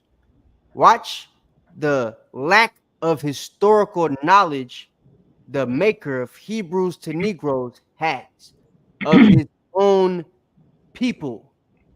Sea Scrolls dates back to 250 BC during the time that the Alexander the Great so-called 250 BC. The reason scholars validate the Dead Sea Scrolls is because they date back to 250 BC. It's two people in the land that could validate the claims here, right?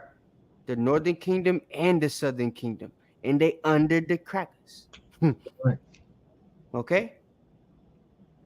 And they both speak a specific language, which we've been talking about all night. called invaded that part of the world. So when you look at that's the Alexander the Great so-called invaded that part of the world. So when you look at the Dead Sea Scrolls, it is in the era of the Hasmonean, Gentile, Greco-Roman converse of Judaism. Did you hear that? Yeah, is he trying to say that this was written by converts? He said that Hasmoneans are Alexander's people. Listen again. And the great so-called scrolls dates back to 250 BC during the time that the Alexander the Great so-called invaded that part of the world. Alexander invaded that part of the world, right? Right. So when you look at the Dead Sea Scrolls, it is in the era of the Hasmonean, Gentile, Greco-Roman converse of Judaism. Hasmonean, Gentile, Greco-Roman conquerors of Judaism. He just threw it out the side of his neck, man. That just came out the side of his neck. But Nick, he said it though. It I know. came out the side of his neck, and he said it in a debate that 11,000 people saw on just Deacon's channel. Anybody that doesn't like camps is going to automatically take what he said and run with it.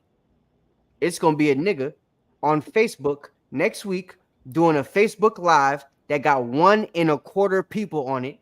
And he going to be saying, the Hasmonean Greco, whatever the nigga said. The Hasmonean Greco-Roman idolater conquerors of Judaism. First of all, Judaism, we would never liken what we do to Judaism. No. It's not the same. So the Gentiles didn't conquer Judaism. The Gentiles gave the world Judaism, nigga. Okay? The Hasmoneans, let me learn you something right quick. Hold on.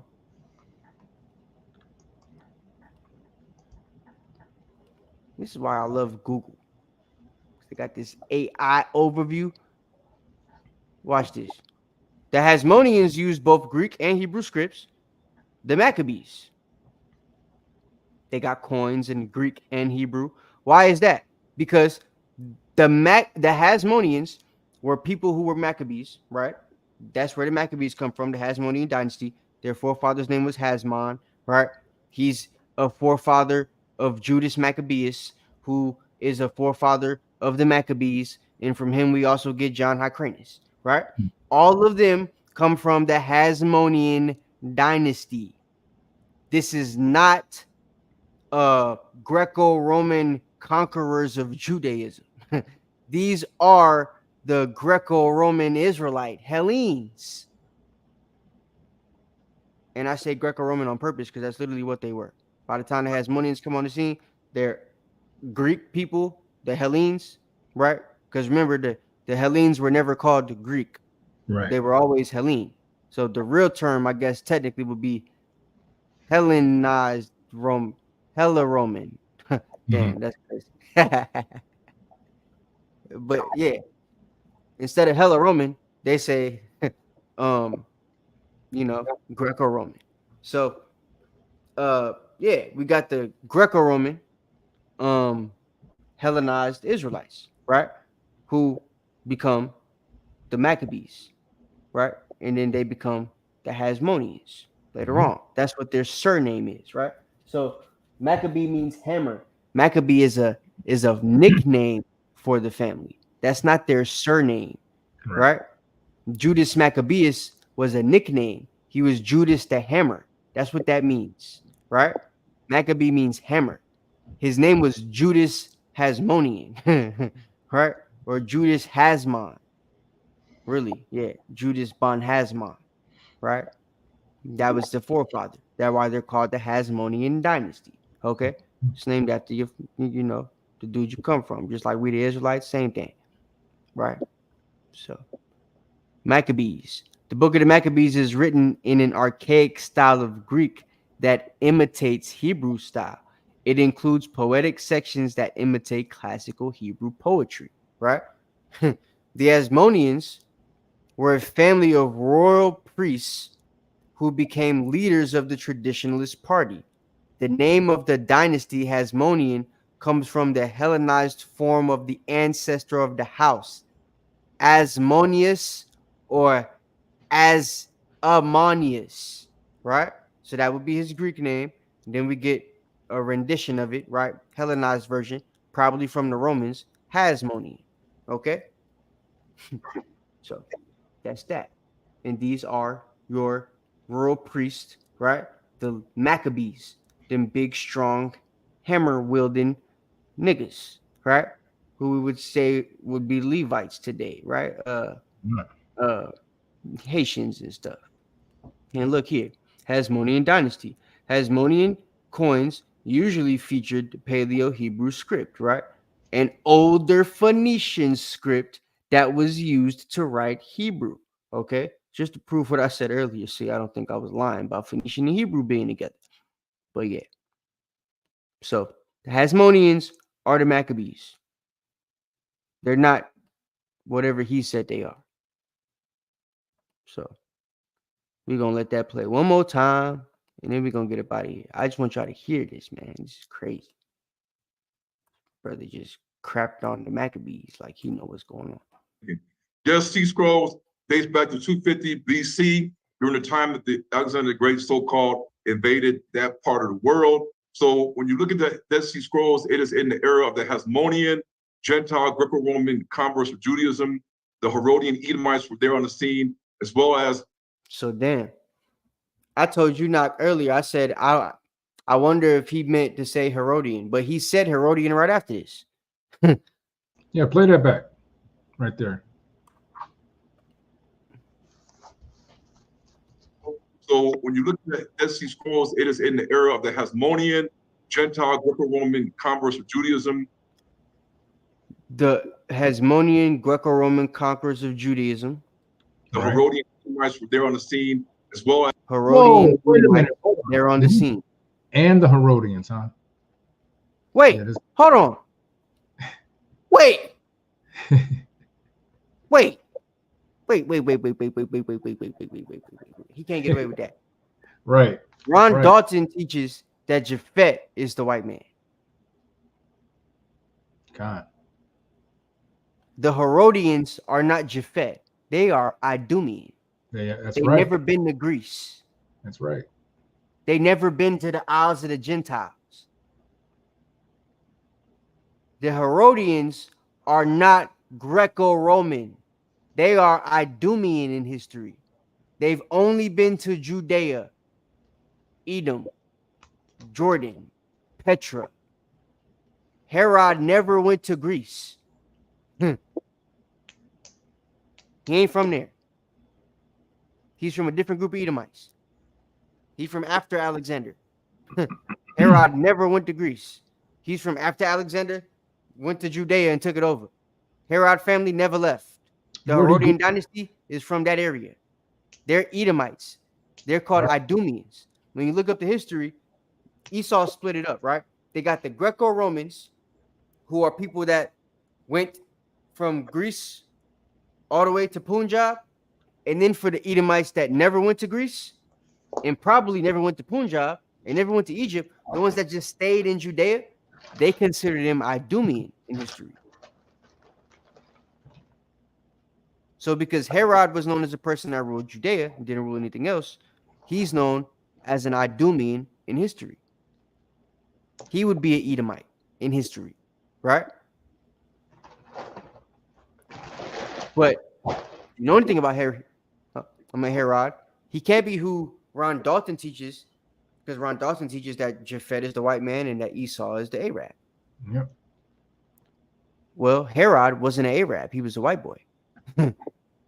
So if Herod is an Edomite, that would mean that he, in the debate, contradicted himself while telling the history falsely. That's crazy. Most High make it manifest every time. It's wild. It's one last thing I want to show, because it's a nice little video from Montato that we're going to show, actually. Ron Dalton said something about the mountains, right? And I want to show this part. So, because Montato actually goes to Israel. Do y'all know Montato? Big Benjamin, my brother. God. 5'6", big beard. So, I think he might be in Israel right now. He just got back, one of the two. But he did a video. He does a video like every year, basically showing where Israel is, right? And how the Israel that they have now is not where Israel is supposed to be at. When the Bible talks about in Job, they've allotted our land, right? That's real talk. And the boundaries that they gave Israel are very small. We're supposed to have way more land than what they give us, right? So listen to this real quick, and then we're gonna get up out of here after this part, and we played a little video. In the land of Canaan, along their way. Knock, if you're getting tired, you ain't gotta stay. I can close it myself. It's just giving you the option. What you talking about? The land. I'm just letting you know. I ain't talking about nothing. I'm just letting you know. Canaan, when the Canaanites were there. It also talked about land rich in mineral. I know I said we almost finished, but I'm gonna play this video when we finish too. So got hurt. It's like 10 minutes, but I want y'all to see what Montato was saying. Resources: silver, gold, iron, copper, and tin, which Israel does not have, does not mine these things, does not ship and export these minerals to the world. It actually imports these things. Now we saw that in the Bible they also imported those things, so that's how they got them. They didn't need to make them or have them come from the earth, right? The Bible tells us after Leviticus 26, if we went off, right, he would make the land desolate. So there were certain things we never needed, you know what I'm saying? But even in our power, there were certain things we never had to cultivate our land for, mess our land up for, because we had other lands or other people in subjection. If the earth is made for our sakes, why we need to dig up the ground and put holes in the plot that the Most High chose? Why not make the other people give us their crops and stuff, right? Give us their merchandise. That's what this here for. So, yeah. Again, Ron doesn't like in that stuff, though, because he doesn't really believe what the Bible says. Right. About what the Bible says. Surrounded by high mountains. We're going to prove to you that the high mountains of Israel that the Bible claims of is not there.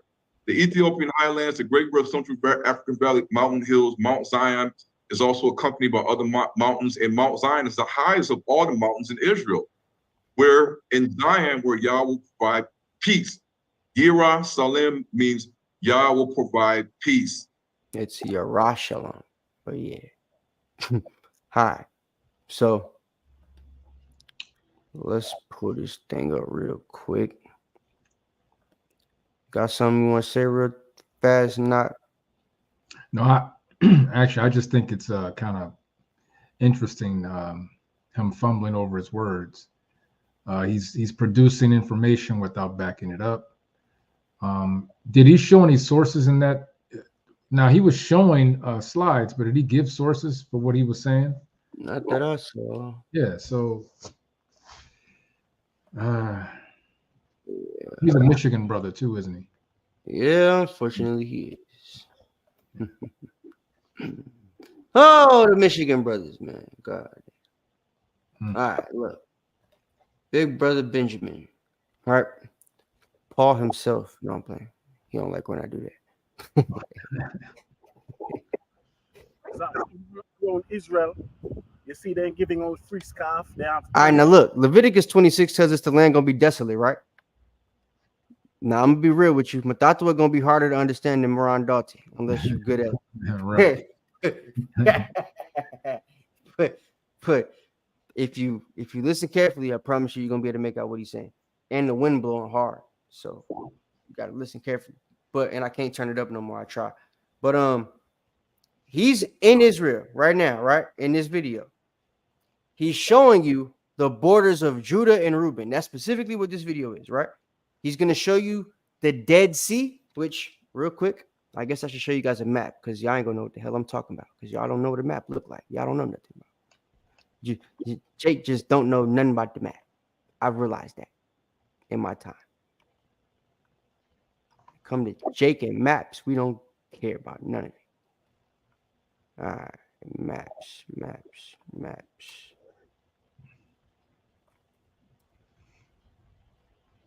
Wow.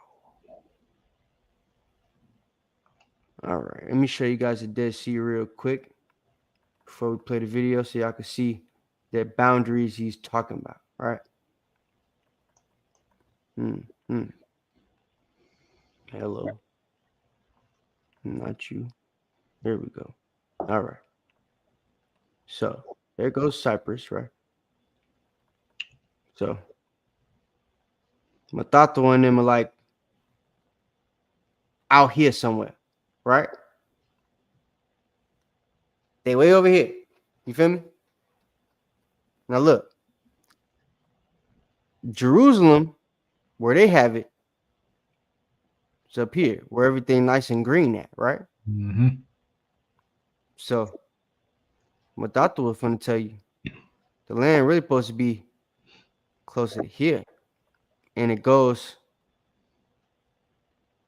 all the way, because Reuben, the land is supposed to stop along the Dead Sea.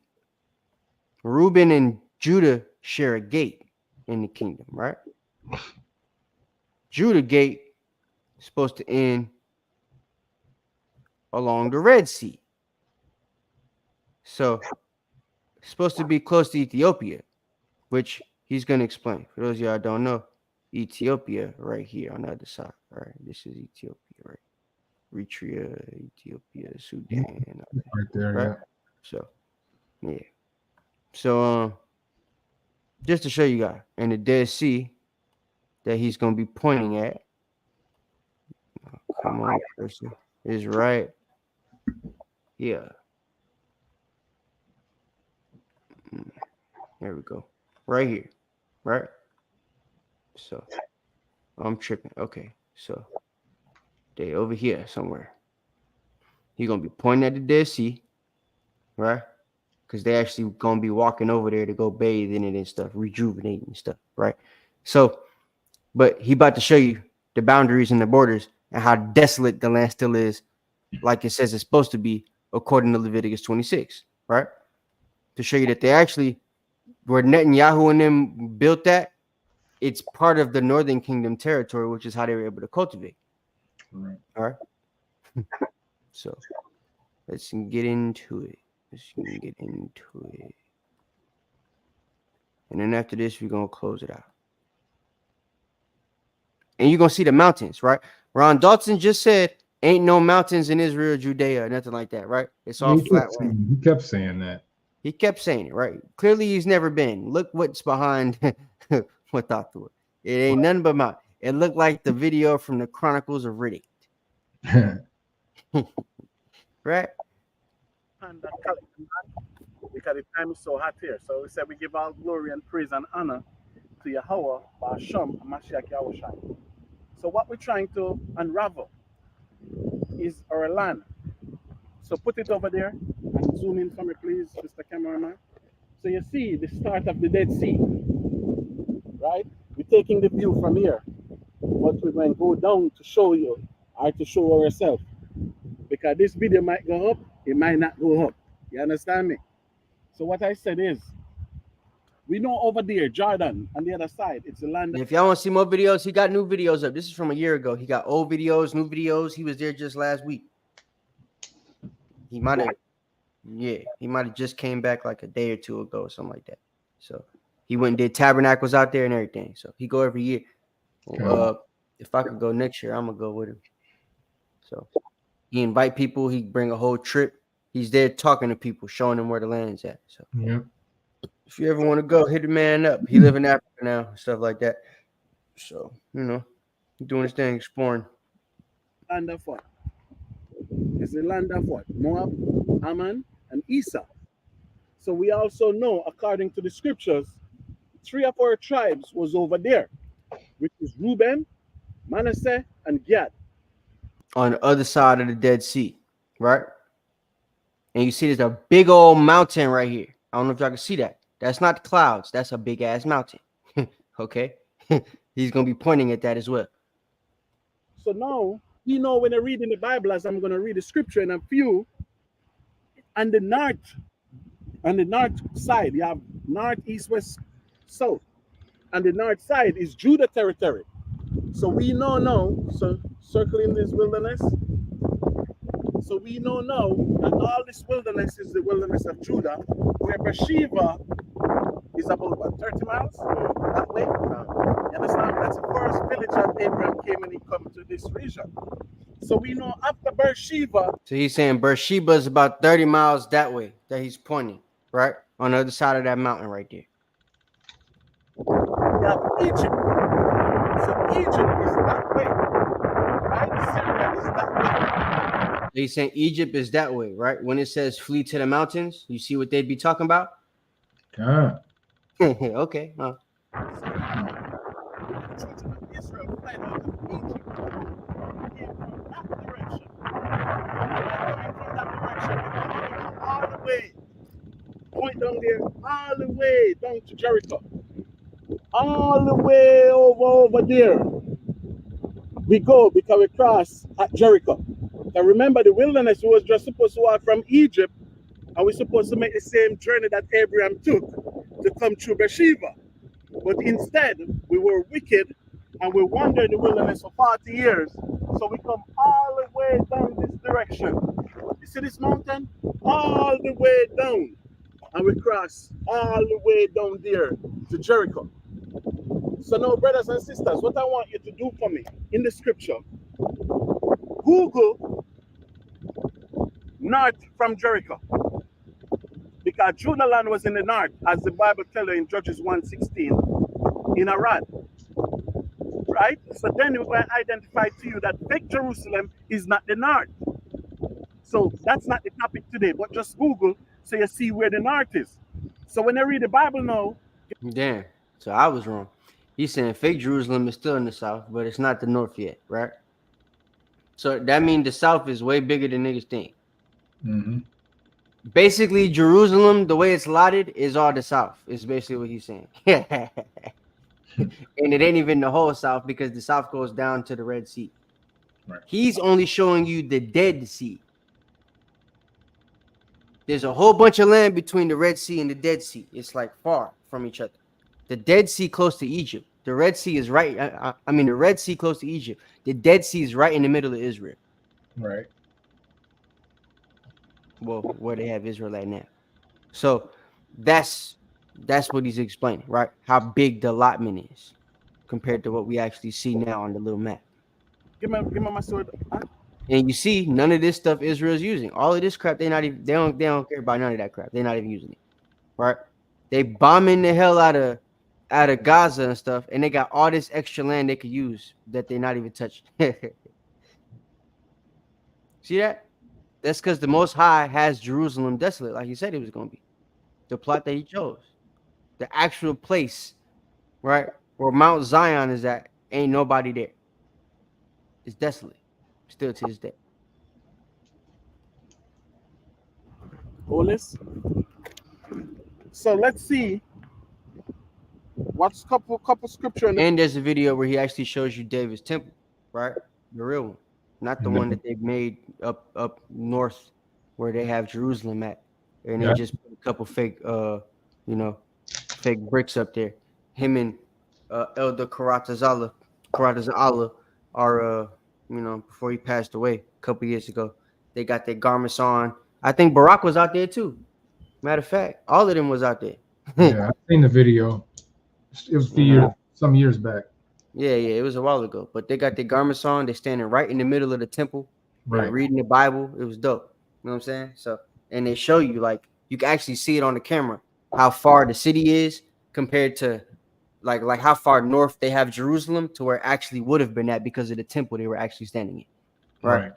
And it was a like broken temple. You could see through it, you know, like standing in it. You could see through this other city because it was ransacked, right? It was destroyed. It was sacked by the Romans. Titus and Vespasian in it. So that's what we see in that video. He's showing you a different side of Israel, but same area, basically, Judah's territory. And the Bible said, so the first one I want to go is Joshua 12, right? Joshua 12 and 6. He said, let's start from Joshua 12 and 4.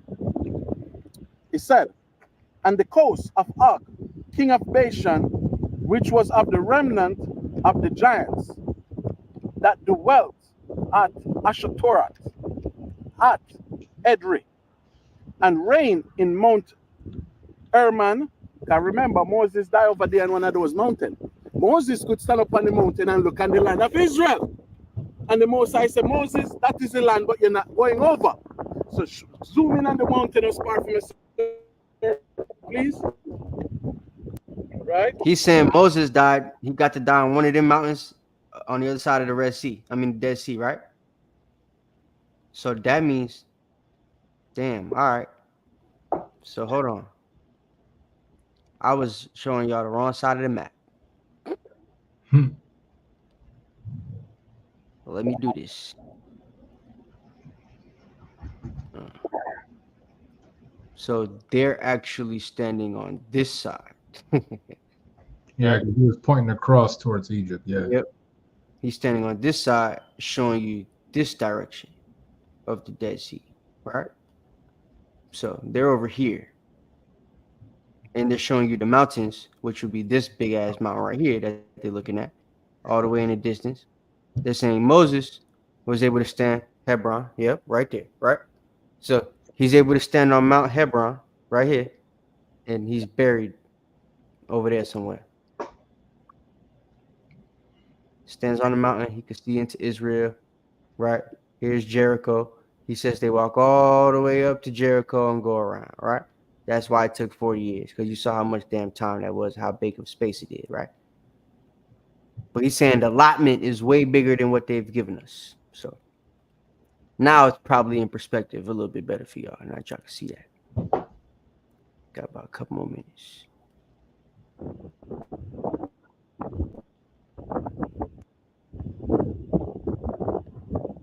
So we continue to read from Joshua 12 to 5. And reign in Mount Hermon. Hold on. Nah, just a second ago when I was showing the map, was y'all able to see that? Come on. Well, I mean, okay. I've been watching it. I mean, what are you thinking we missed? No, like I was trying to, just a second ago, I thought I showed the map. Did y'all see me show the map? You showed the map, yeah. Okay, I was just making sure. Come on. I was trying to make sure it shared the screen. And in Salak, and in all Bashan, unto the border of the Gerasite, and the Machonite, and of Gilead, the border of Cheyenne, king of Heshbon. Them did Moses, the servant of the Most High, and the children of Israel smite. And Moses, the servant of the Lord, gave it for possession unto Reuben and Gadite and half tribe of Manasseh. So remember, Moses never come over. And the Most High, when I read Deuteronomy 33, the Most High tell Moses, right? The Most High tell Moses, say, look on the land. It's time Joshua to lead them over. So Moses was wandering over there with us for 40 years. So when Moses conquered this territory and he go all the way around, Moses gave it to Reuben. So we're looking at Reuben territory all the way up above. Then Manasseh in the middle. Then Gad all the way down there. Moses give them their land on that side. The rest of the tribe get their land from who? Joshua. Right? So let's get 2 Samuel 8 and 4. So 2 Samuel 8 verse 3. He said, David smote also Adizar, the son of Rehob, king of Zohab, as he went to recover his border at the river Euphrates. So he show you now, Ethiopia, Iran, Iraq, that's where the Euphrates run. And the Euphrates run through Ethiopia into Egypt. So keep in mind, I said Egypt is that way. Ethiopia is that way. So Judah land stretch all the way there. You understand me? So for Judah land to stretch there, it's something else. So let us go to Ezekiel 38. So y'all understand what he just said? That's how we basically gonna play. But y'all can watch the rest of it on your own time. But you see that he's literally telling you Judah land was big, right? Go all the way down the Euphrates River, the border, right? When you simple Google search, how far south did he go? Hold on. Here we go.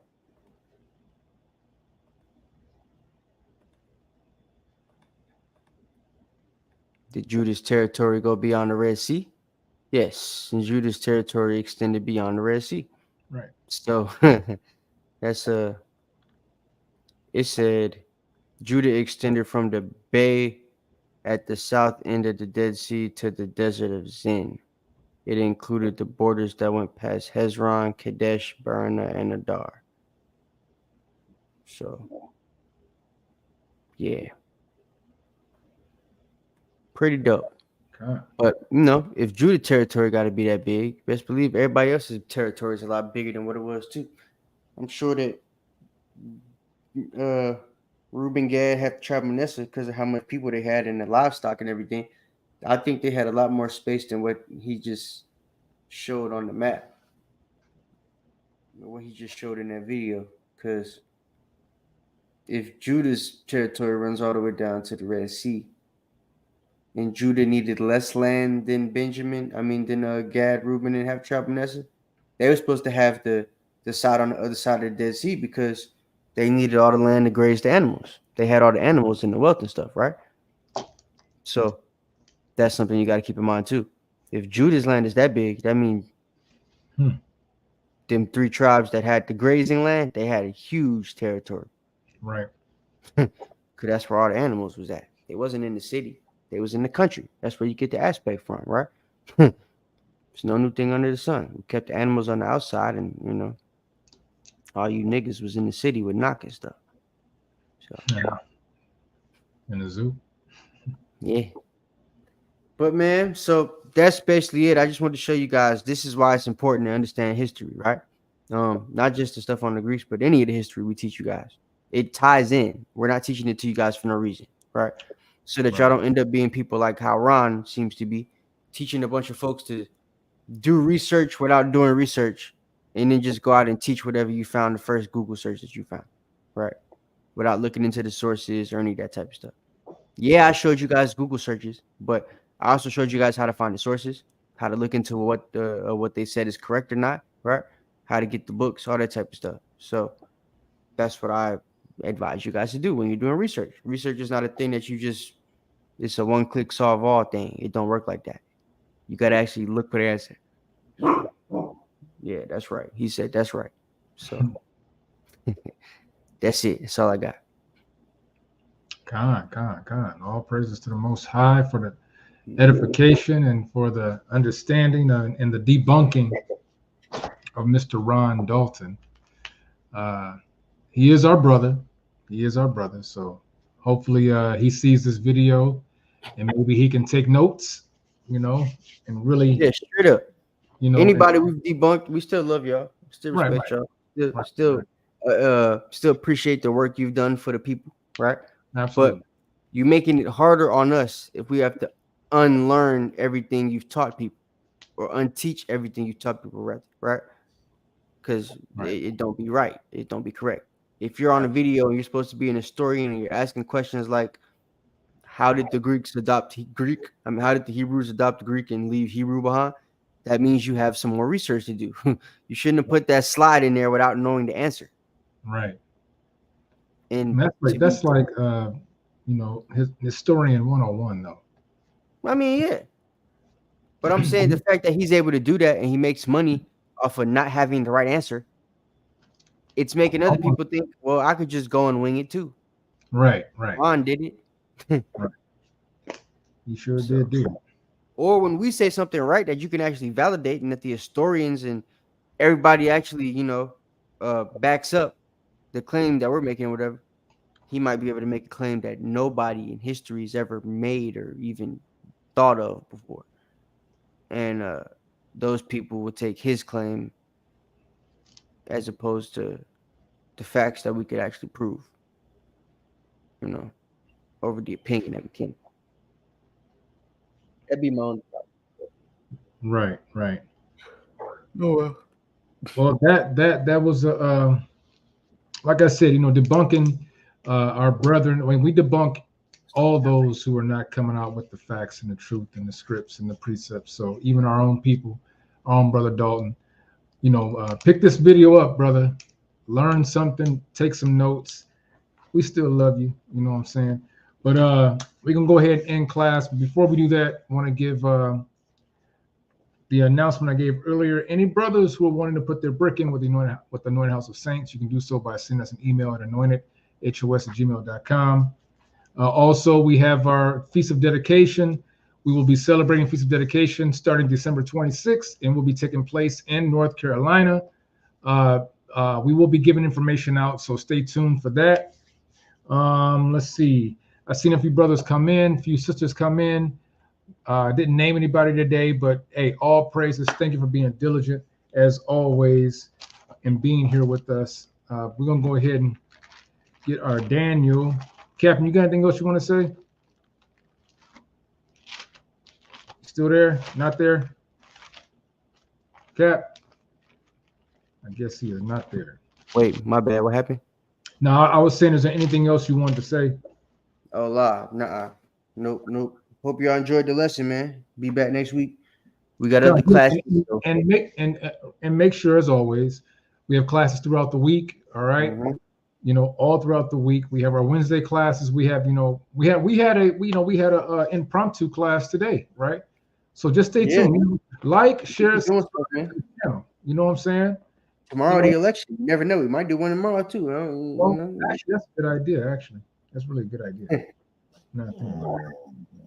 Yeah, that's a good idea. Hold on. You say hold on? No, not you. My dog. He ready for me to leave the office. He want me to go to bed. Got you. Well, yeah, we got classes throughout the week. You know what I'm saying? We have our Wednesday classes. We have our Thursday night Torah with Captain Jonathan. We have our Friday night, Bible study and prayer call right on our Zoom. We have our Saturday Shabbat with Captain Aharon, the mighty Captain Aharon, the mighty spiritual Captain Aharon for Sabbath morning brew. And then we're right back here with Milk Mondays with yours truly and Captain All Your All. Okay, so let me go ahead and get that Daniel 7:18. We're going to wrap it up. All right. Grab that real quick. All right, and it reads, it says, but the saints of the Most High shall take the kingdom and possess the kingdom forever, even forever and ever. By Hashem HaMashiach Yahushai. And thanks again for stepping in and being a part of another Milk Mondays. And hope to see you again next Monday with another edifying lesson. So until then, shalom to everyone. Shalom, Cap. Shalom, yeah. Shalom. This is not a test.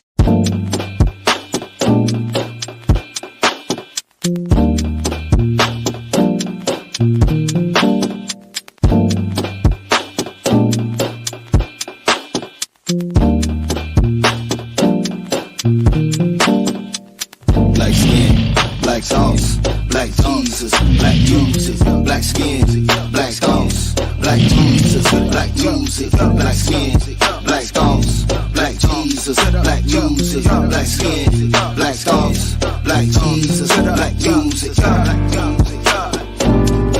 music, black music, black